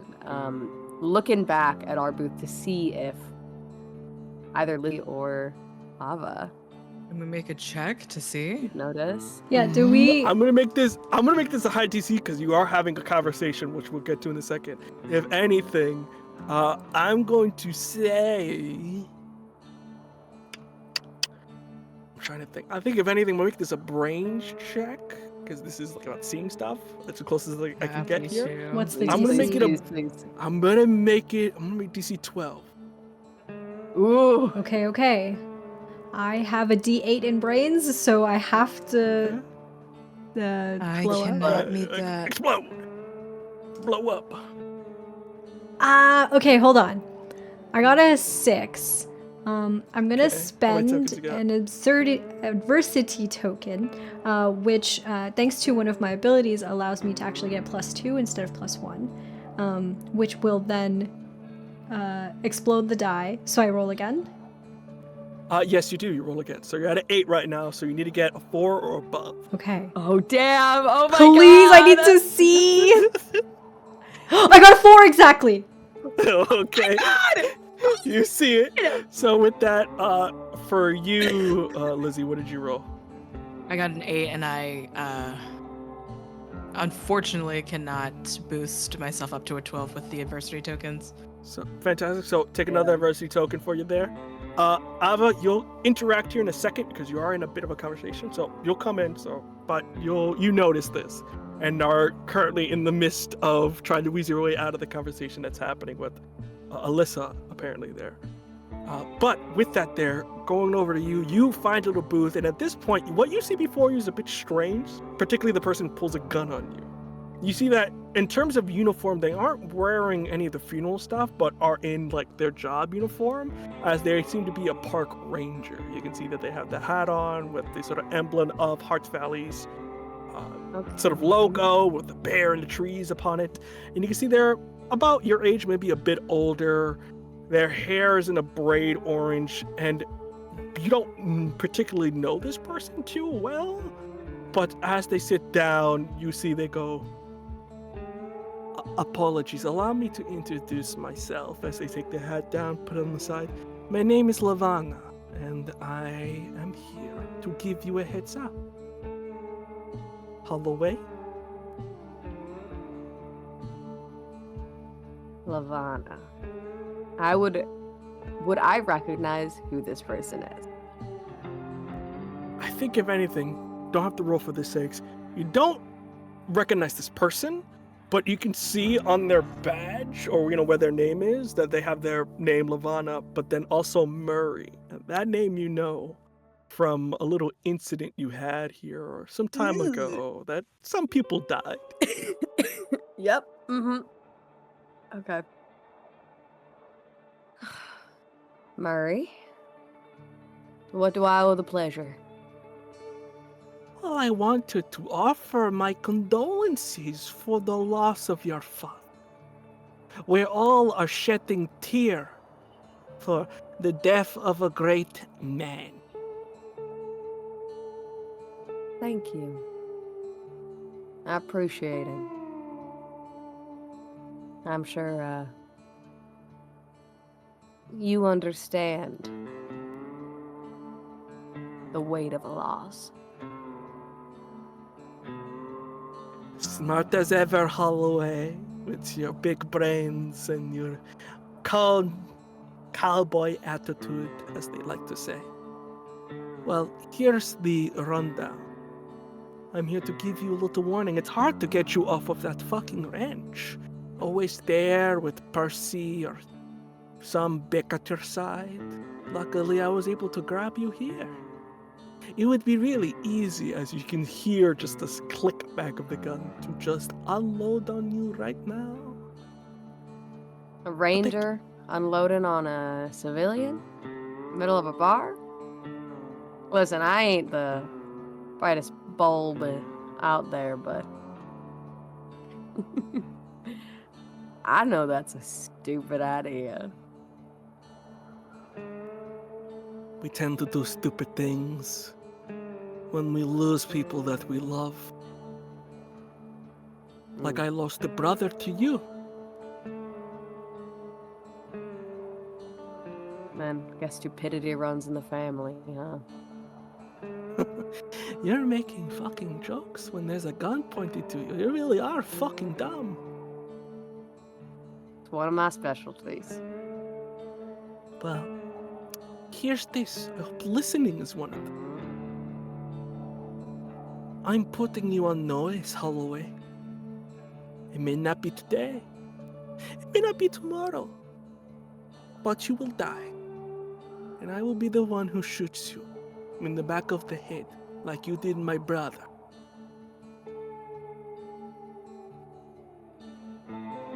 I like your confidence. Thank you.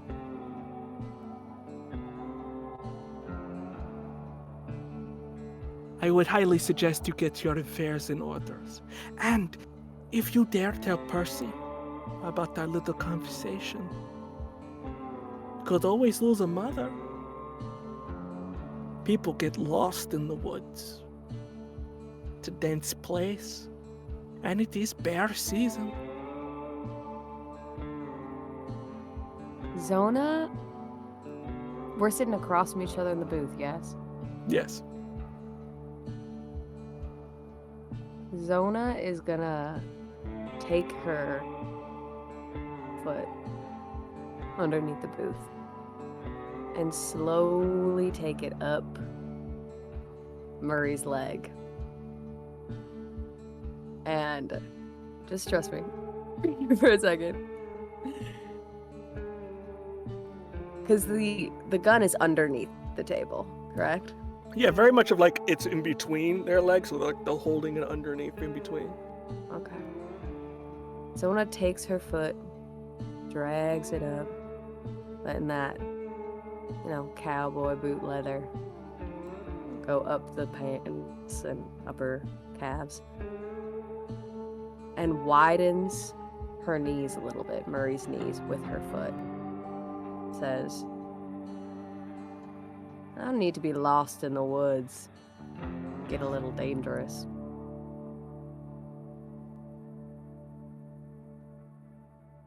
I don't think you have it in you, Murray. But I'd be interested to see if you actually did. I'm gonna need a DC 10 charm roll, please. Yes! As you try to convince them. I'm trying to throw you motherfuckers off. Charm is my worst stat. Save me! I'm trying to. Question: Is Yes. this person considered a peer to Zona? What does that mean? Well, That's my question. Well, we have as teen playbooks that we're playing for Kids on Bikes. We have the rebellious trait, which allows us to add +3 to rolls to persuade our peers. So I'm wondering if Zona's allowed to add that +3 here or not. I'm gonna say no, because they're not a peer. This isn't somebody you really know. They work at the station, but I don't think they've really interacted before now. Especially tried with the last for name you. Murray. I know. I'm gonna say Okay. not for this one, but So I'm gonna. Oh God, I got a 2. Fuck. Okay. fantastic. I'm 2 gonna. tokens? Can I use 2 adversity tokens actually to use my prepared feat, or strength, and have a commonplace item with me up to GM discretion? I'll let you have that. Don't forget to take your 2 tokens here, because you did fail. Yes. But you can Yeah. spend it to get, what do you have in your hands, or what is around you that you have? I would love if I had a gun on my holster. Just an option there. I will say it's on your leg, just because if you failed, you don't have it ready, but you do have a gun. Yeah. But I think at this point, Ava, you come at the front of this table here. As you can see, there's the trouble that you see before you. I think Ava shows up with a shot of whiskey that he very pointedly puts down in front of Zona and says, "Hey Zona, you've been gone a while. Sorry I don't have one for you." And looks over at this person that Ava does not recognize. You should really, and leans in a little bit closer to the person in the booth. You should really put that away before you hurt someone, friend.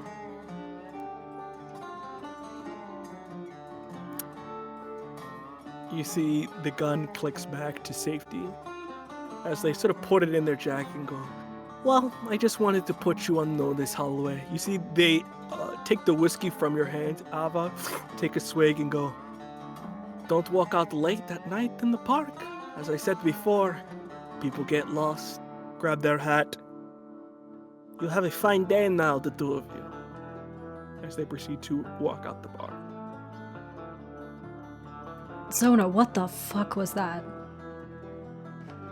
Long story short, she wants to kill me. Why?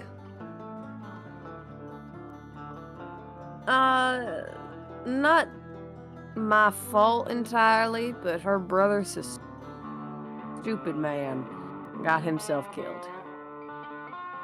And she thinks it's my fault.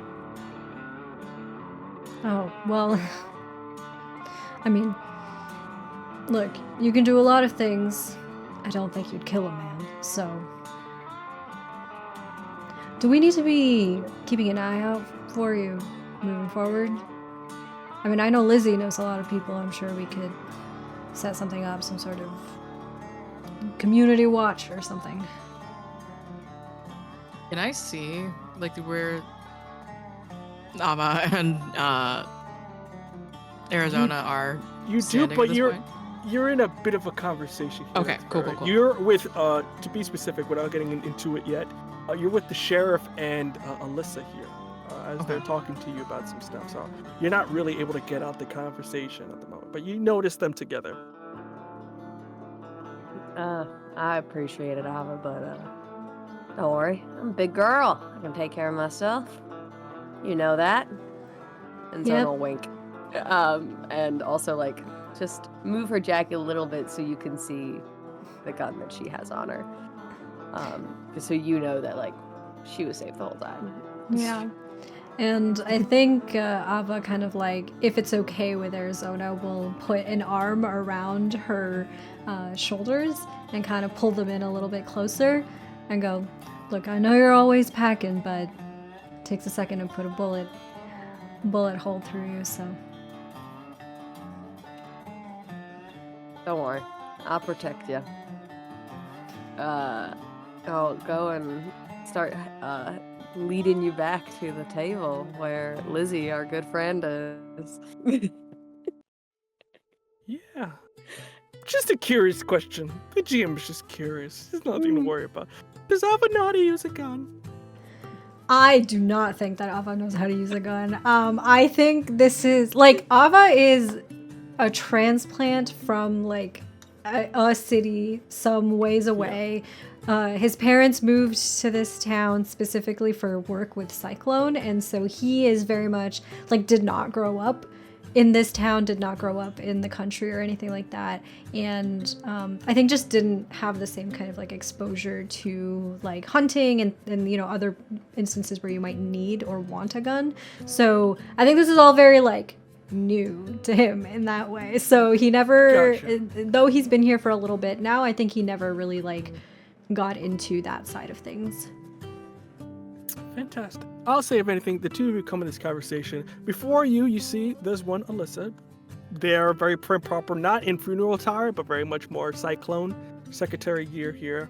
But on the side there, you can see dressed up in the funeral clothing. It's the sheriff here, Sheriff Shaw. You see that he is, again, maybe more 40s at this point, so a little bit more closer to parents' age. You see he's got a bit of goatee going on, his hair tied up, light brown skin. Originally, he was part of the reservation before they got moved, but he decided to stay. So he's one of the few folks that stayed here and kind of goes, "Hey there, guys, how you doing?" Sheriff. Yeah, I'm just here accompanying Miss Flores here. They got a bit of paperwork they wanted to hand over to you, and I'm here in case you got any questions about the supposed affidavits going around here. So I'm just here to be the good guy, make sure, you know, you don't claw at Miss Flores here, because, you know, it's just a general offer of goodwill. They don't want to be, you know, assaulted in that sense, or, you know, get a punch in the face. That's usually commonplace here. So yeah, Miss Flores, if you want to take it away, you can. Thank you very much, Shaw. With that, again, my condolence to you, Lizzie, dear. Samson was a hell of a man, and I just have to say I'm very sorry for your loss. Okay. Well, I'm here, and they pull up their briefcase. Just, Cyclone understands this loss, and we understand we cannot put a value on the death of loved one. So, with that, we tried our best to provide compensation for those, especially with the loss of homes and property values. So we did a bit of crunching numbers, and with that, especially that you lost 3 individuals, Cyclone is offering money in form of affidavits. People are thinking about suing. It's not a really good idea because suing just slows everything down, and then the town that's kind of already hurting gets hurt more. So it doesn't help, Hearts Valley in the long run. So we're offering settlements for people, and you sign an affidavit. If you're not familiar with that, just very much sign it. You can't sue us, but we give you money. It's just kind of like a non-disclosure kind of thing. So especially with the work your husband did, we're ready to offer you about $300,000. The fact that it's $100,000 per individual loss. So with that, in your case, would be $300,000. So we can literally get that to you by the end of today if that's something you're interested in. And you see, I have the paperwork all here. I think this money, if you can do that for all the people that other people's families you can prioritize, I'm okay. That's understandable. I understand. We've already offered it to some people, though. Some people, like Mrs. Holloway, looks over the Arizona. Your mother decided to go no-go for it. Other people, like the Cowhands families, have signed on right to it. Everybody's good, Lizzie. I know that's like a thing for you about making sure everybody gets help, but this is for you. And you see they kind of slide over paperwork with legal writing and everything on it. I know you are not really sure, ready to sign it right now. So this is for you. I have a copy, the original document. That's a copy there. It's got all the legal stuff, and you can read through it. And I know you're probably gonna need some time to read through it. So, I mean, do we know for sure that Cyclone isn't responsible? You see the Shaw goes, we're doing a full-on investigation. It just looks like, a wildfire happened. It happened before the fireworks, so technically it wasn't Cyclone's fault. We're doing an investigation. There is no, and I have to reiterate it to everyone here, there is no foul play. I know everybody's concerned whether someone was trying to be... The investigation is still happening. It's happened a bit, yeah. I'm pretty close to closing it there, and everything there. But it's just no eco-terrorist kind of thing. It's just fire happened. Push the paperwork away for now. Why don't you hold on to that for me? I'm gonna wait to see if everybody else needs help, but get my own finances sorted, I suppose, and I would have rather you waited maybe a couple weeks. I know completely. It's just that we have a pretty big town meeting coming up, and we're just trying to get our I's and T's crossed, making sure everybody's okay, so that the vote is fair, in no way, shape, form swayed by emotions or feelings that were responsible for the fire. So. Yeah. Well, I can send a copy over to your house. I'll leave the envelope and everything. So I'll have it over to you there. And kind of looks over to Ava. Your parents are great.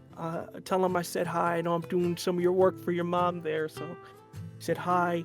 And Arizona, again, sorry for your losses, all of you. Have a good day, guys. With that, you see, kind of go off. You see the sheriff. If you have any questions, I'm always here to answer. I'm just 911 away. All right, folks, have a good one. Kind of walks off.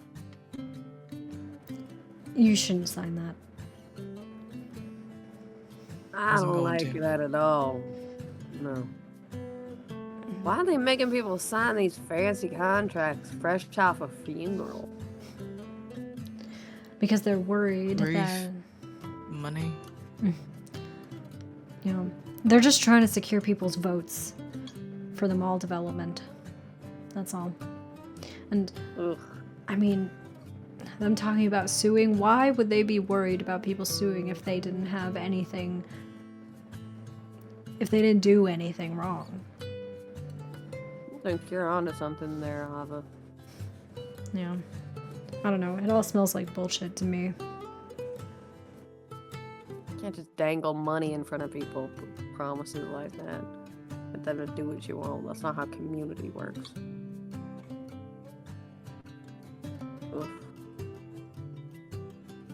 I think at this point, I would say you, Ava, your watch, you see, kind of begins to beep. As you notice, it's Wildfire Club time. It's about getting to that time there. It's usually set for how far you have to go from your house there, but you do notice that you guys, you gotta get there soon or you're gonna miss it. And Ava, I think, like, looks at his watch, turns off the alarm that had been set on it, and says, well, I guess it's time for us to go and see the old doc. You really think he's gonna make us be the focus tonight? You better not. Mm-mm. I don't like that at all. With that, time moves forward. We go through everything as the meeting kind of already happened, and we fast forward to the end. Everybody's getting up here, you know, getting themselves ready. If you're curious about specifically who showed up to this event, we got some usual suspects. Percy's here, believe it or not, out of his own free will. Not necessarily here for you, Zona. You can see Jay is here as well, Jay Beck. Shaw, sheriff who just met, Cyrus is here as well. Lola, being a little bit more quiet than usual, is here. Your mom as well. And the more new recent member is Randall. Randall Karl, the supposed boss of everything in the region when it comes to Cyclone. You can see that he didn't show up to the funeral. You see he's dressed up in what looks like to be just your standard getup. As you can see, he's got just a graphic t-shirt, jeans, and a jacket that he kind of just put on. His hair is black, swayed off to the side, keeping to himself a little bit really far in the back that there's almost like a row empty before he gets there. Around all your ages, so incredibly young for somebody to be running this kind of deal here.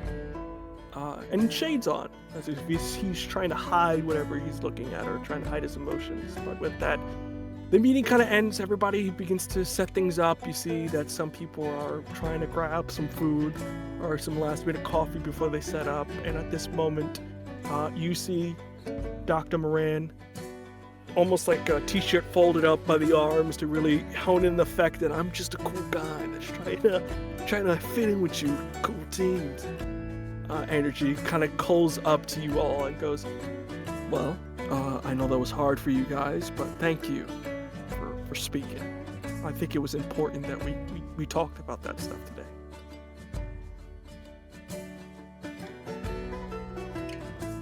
Did you want to say anything? Me? This isn't my first brush with hardship when it comes to the town. I mean, you should have seen the days back when Cassidy was lost. That was some rough shit. But I kind of learned that this place has it comes together when it needs to, and it's stronger than what people give it. A lot of the transplants think this is just a place to, get away or, anything like that. No offense, I'm not talking about, None taken. I understand how the city thinks and works, and hopefully this gets people thinking about, asking the right questions, I guess, about what do we want for this place. I'm trying to console my wife, Rosa. She works at the library. She she's going through it right now, so it's rough all around. But like you, Lizzie, I'm here to help everybody first. I come last. You didn't show up to the funeral for that reason? No, I was there. You noticed that when he came to talk to you before, he was there. He was dressed up. You didn't see him, but he was there. He showed up. I think Lizzie probably just at this point is so overstimulated with people and like a little drunk. Anything could happen. Well, I think that we have all talked at length today about everything with both the funeral and the meeting. So I hope you will understand, Doc, when I say that I'm a little talked out at this point. Hey, look, it's understandable, kiddo. If anything, how about y'all head home, rest for the day? Hey, tomorrow's a new day, and you know where my office is, so...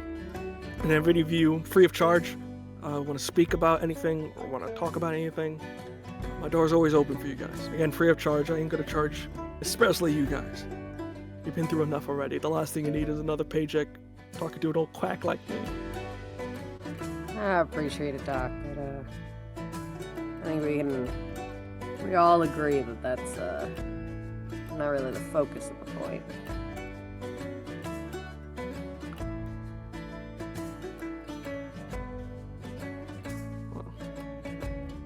Again, I gotta go help some other folks out because I am their ride home. So, again, need me? Door's always open, guys. Take care. Grab some donuts and some coffee. Mrs. Winnebacher will have my ass if those things are not gone. She's been on me all week for them to be gone, so be gone.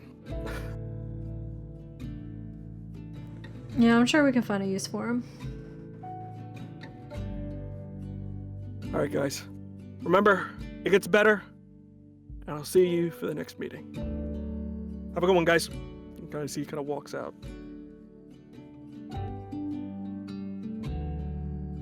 Well, it sure fucking does get better now that we're done with that. Ain't that the truth? What do you say? Go home? I need another drink. Let's stop at the liquor store. Something, I don't know. Yeah. Well, don't stay out too long. I feel like, right now the town's on a little bit of a edge. Something's just not right. Well, I think of a few something that ain't right. Yeah. Hey, if any of us see any more of them fancy colors, and we give each other a ring, yeah? Yeah. Definitely. It was just grief popping up. Right. Maybe. Well, I will see both of you tomorrow. Maybe we could get together and figure out what's going on, yeah? But in the meantime,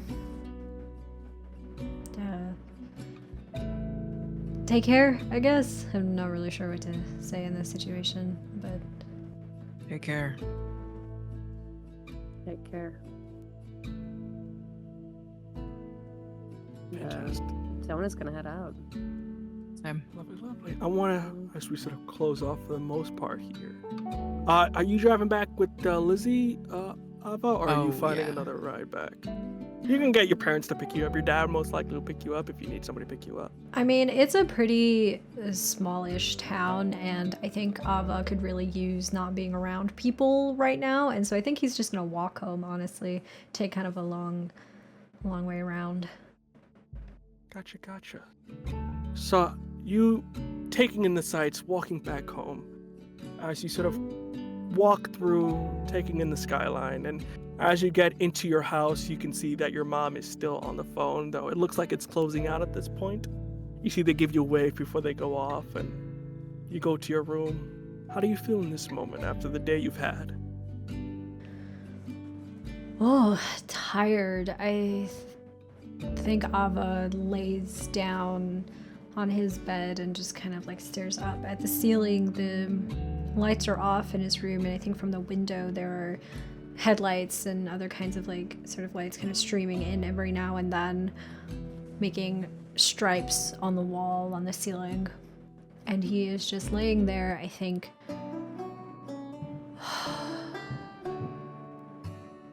And the reality of his situation hasn't quite set in just yet. He hasn't had time to really sit with everything that has changed until now.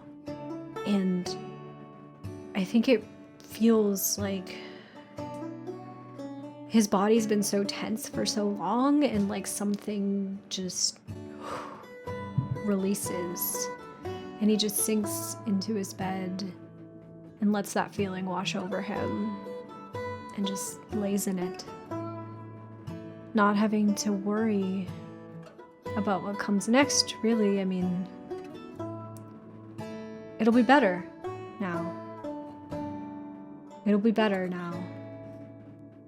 And that's pretty damn good.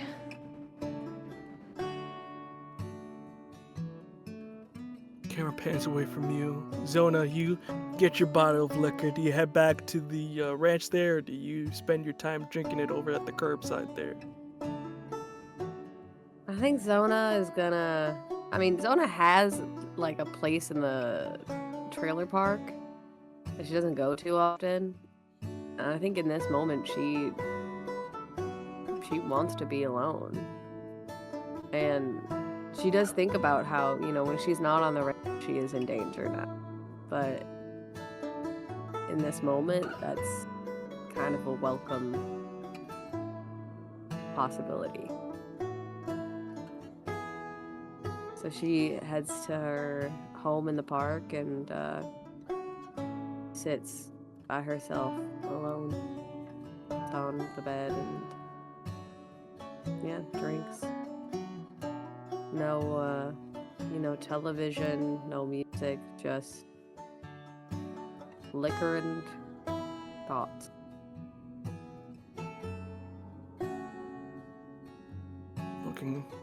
Doing that. And we cut over to you, Lizzie, as you're driving through.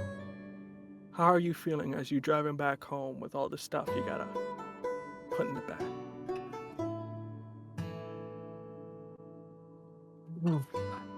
I think for the first time in a long time, it's just like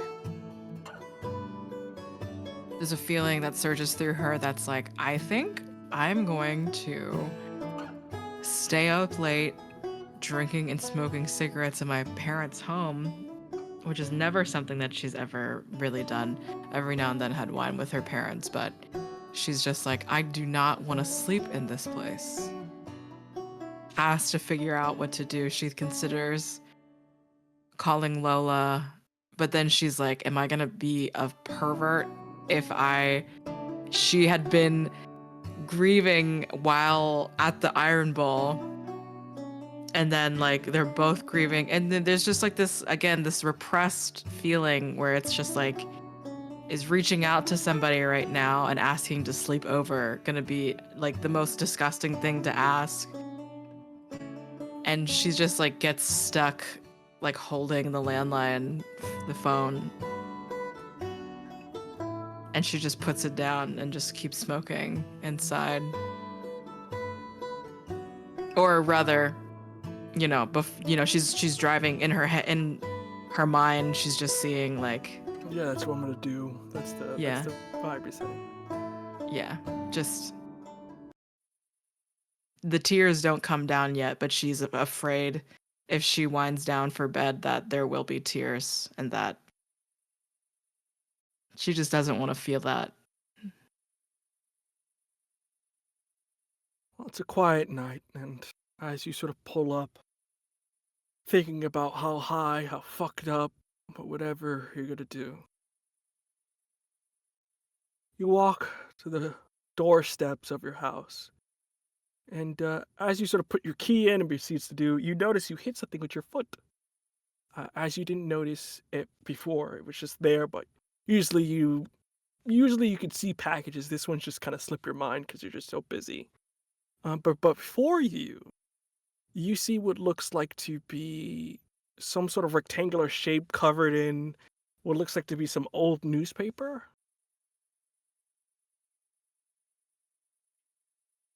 I look down at it and pick it up and unravel the paper.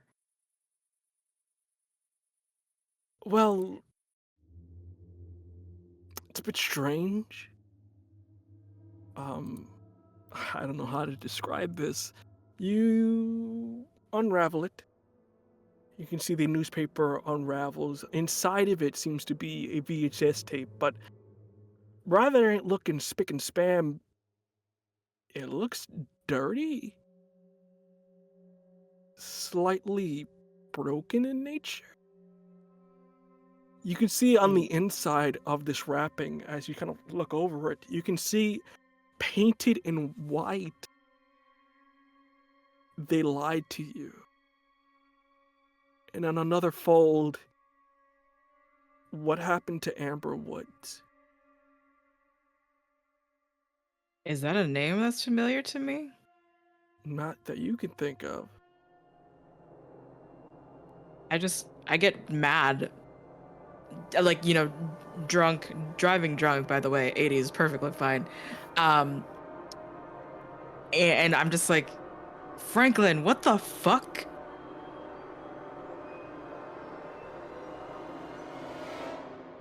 Because he told me he was gonna send a VHS by at You some got his point. number if you want to call him right quick. Maybe I'm like, what the fuck?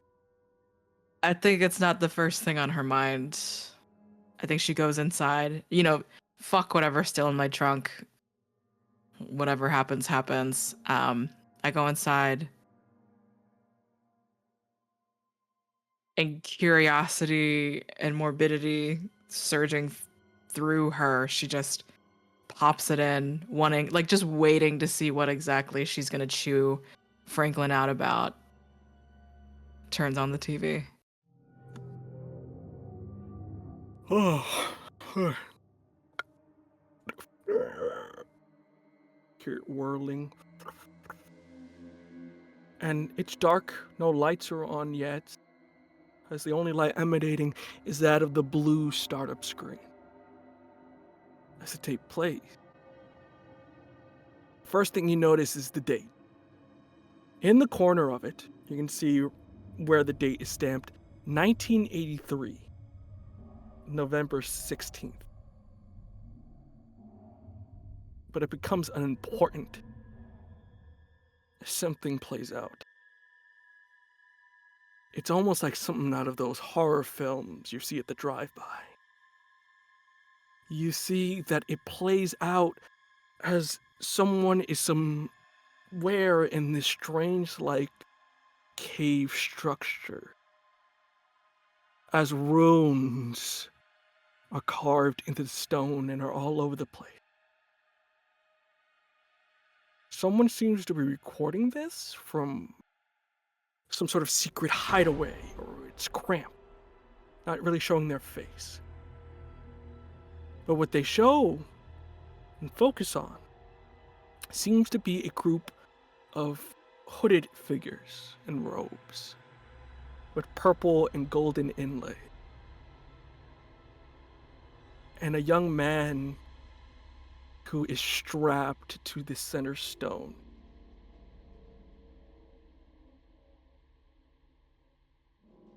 He's struggling, asking what the fuck is going on. And then the strangers begin to speak in a language that is not English. It's not Korean. You don't know what the fuck it is. But you can see the knife that is in one of their hands. As they begin to chant, speak in this language, you see their hand and the knife in it begins to burn a neon blue as they slowly approach the man who is frantically looking for help. Man struggles, but the other figures hold him down. And with that, he goes, what the fuck, what the fuck, what the fuck? As you see the knife begins to slowly go into his heart as you can, and begins to burn the entire victim instantly as you see their body catches on fire like nothing. The screams you hear is not one you will soon forget. And as the other figures chant,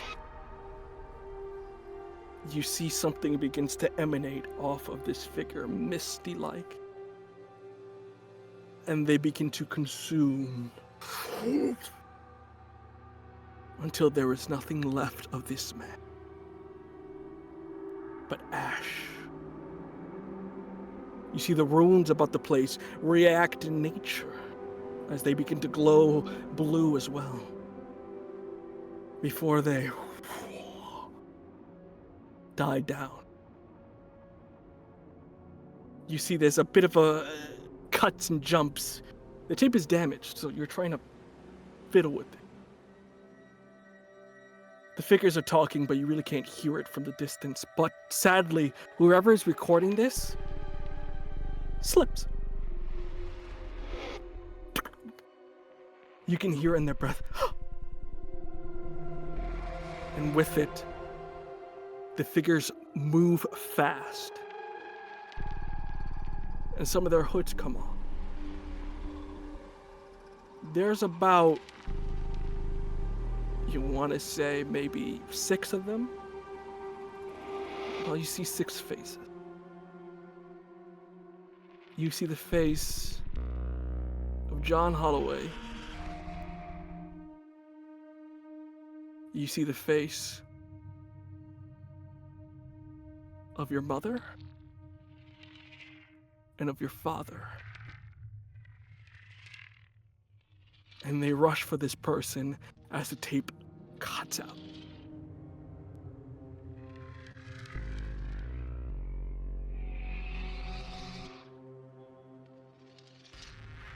Did I see the faces of the 3 other people?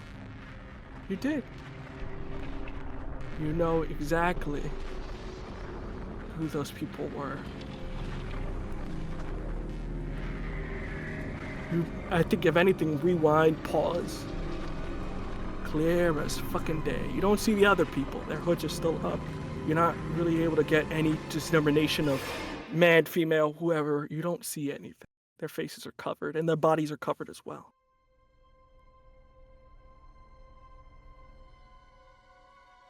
And the other strange thing, your parents were moving like they were young. No, that old shit. Still, they looked old, but they weren't moving old.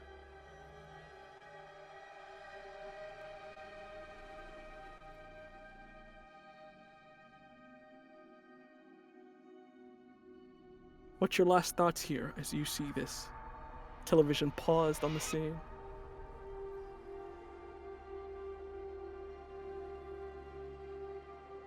I need to call Ava and Arizona immediately.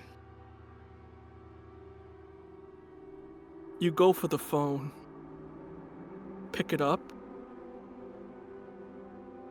but there's no ring dial. And you feel your heart begin to seep its energy and the words over and over in your mind. Awaken, awaken, awaken. As you see your door smashes open and the image of this foresty, bright blue looking figure appears before you. But the thing you notice is the eyes that are bright red and bleed as they push you, crashing into your kitchen. Before you get up, getting ready for whatever's happened, they are gone. And all the electricity in the place turns back on.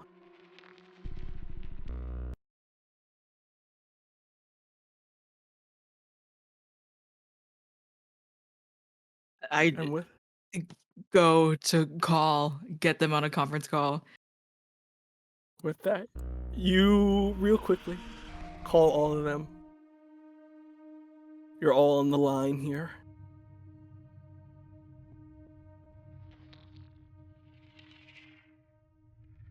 What are you saying, Lizzie? The two of you need to come over right now. Did something happen? It's everything just happened. And I don't even know how to even articulate it. Just come over. Okay. Okay, yeah. I'll be right over. Zona, how do you respond to this? Do you even pick up the phone? You're muted. Sorry about that. I do pick up the phone. I am like, yeah, all right. And I'll ask Ava if Ava can drive me since I'm off my ass truck right now. So Yeah, I'll now come I'm pick just you fine up. to No drive. worries. Yeah. Thank you. Fast forward a bit before we get into any more of this. You watch the video, you think this is some weird fucking artist shit that Frank is pulling up. Before you see John and Lizzie's parents' face and the body of the person they just killed. Do I recognize the person at all? Nope. Motherfucker.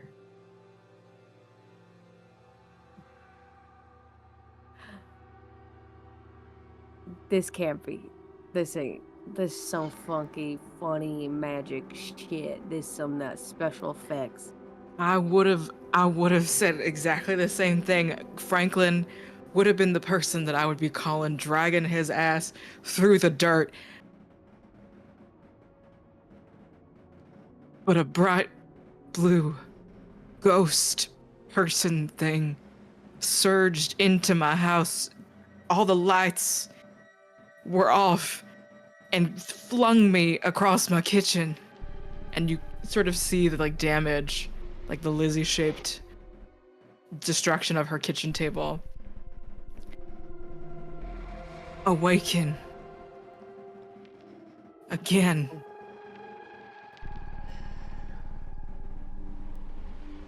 Awaken. Its eyes were...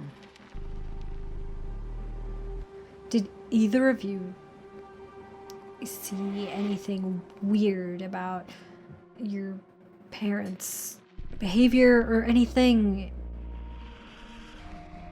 before everything happened? The last thing that my mother was talking about was... gave me a pregnancy book about the spiritual chakras between me and Samson creating a child together. Absolutely usual. I don't even want to think about that. The usual shit. Just nothing. You know, I saw on Franklin's, fancy camera that they had spoken to each other as they were going out. And Dad said he was taking care of something. He had a gun on him when I saw him. He was running into the fire. My parents have a respect for the Holloways. That ain't surprising. Most everybody in the town does. Were they both going to the mountain? Sorry, you said that they met? They went on a trail, a hiking date. They do just hippie shit sometimes.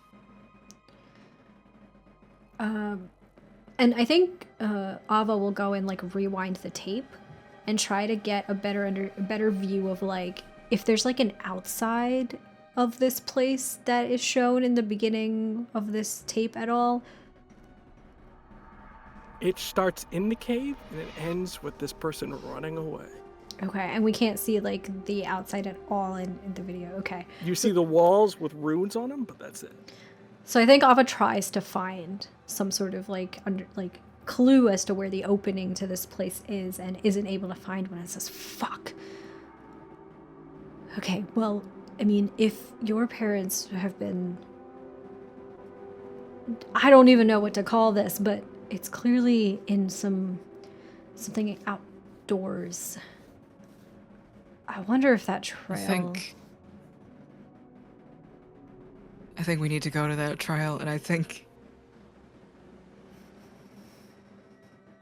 the person on the table's name, and then I'd like pull up the VHS tape with the white lettering on it.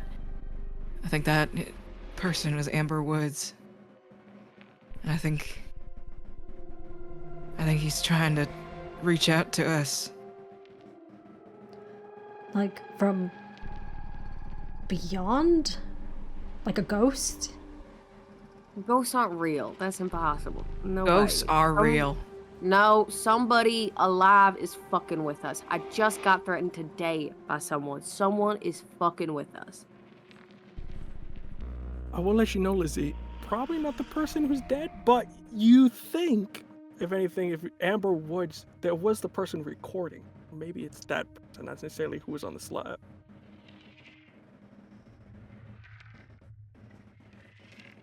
But I think with that, all three of you kind of trying to figure out what to do, what's going on. You don't know, you're concerned. There's only one question, one piece of evidence, really, that you have to go on. This old newspaper, and the question: who is Amber Woods? And that is where we shall end it for today, everyone. Yes. Yes, we're getting weird in here. That's how we like it. But with that, thank you everybody for joining us for the second episode of the Wildfire Club. With that in mind, we're going to do plugs in reverse order here before you get to good old me. So with that, Cam, take it away. Where can people find you and what you got going on? Hi, I'm Cam. Y'all can find me at cam.donator or cam under every social media. I am everywhere. I do a lot of things. If you're in Chicago, in the Chicagoland area, I have a musical that I'm in that's going to be premiering in a couple weeks here. So you can see me. If you like me being Southern, you can see me be a real Southern in this shit. Go crazy. I sing in a Southern accent. It's a fun time. But yeah, that's what I got going on immediately. It's Misconnections. Tickets are going to be out shortly. So. Hello. Oh, yeah. I am Josephine at scarydogfriend. I am a co-producer over at Bad House RPG. We are running Slumber. We are running Midnight Rush. And we are also continuing the Darkness Eternal, our World of Darkness, our own lore universe with We Kill the Night. Applications are still going up for that on Bad House RPG. You can find that Google form on our Blue Sky Bad House RPG. And it is also, I think tomorrow is the last day that you can get signed up for the liminal horror applications that we're running. We are loving liminal horror over at Bad House RPG. So if you are loving liminal horror, want to get into horror OSR-y type game, would love to see your name get thrown into that ring. You can also find me on Fridays over on the Mandy's channel, where we are playing a pre-recorded Curse of Strahd game where I am playing a fucked up fleshy minotaur mom lady. And lots of stuff coming up. Again, you can find my stuff at scarydogfriend. Pass it to Hamna. Hello everyone, my name is Hamna. I use any and all pronouns, and I am a TTRPG performer and producer. Today I have been Ava, who uses he, him pronouns. Yeah, today was certainly, things certainly happened today. If you enjoyed Ava and my performance today, you can find me all over the social medias at LilithTTRPG. I am most active on Blue Sky, so that's the place to be if you want more regular updates from me. But otherwise, I am happy to plug my multimedia production studio, Tender Vicious Studios, which is releasing a new TTRPG AP on Thursday, March 27th.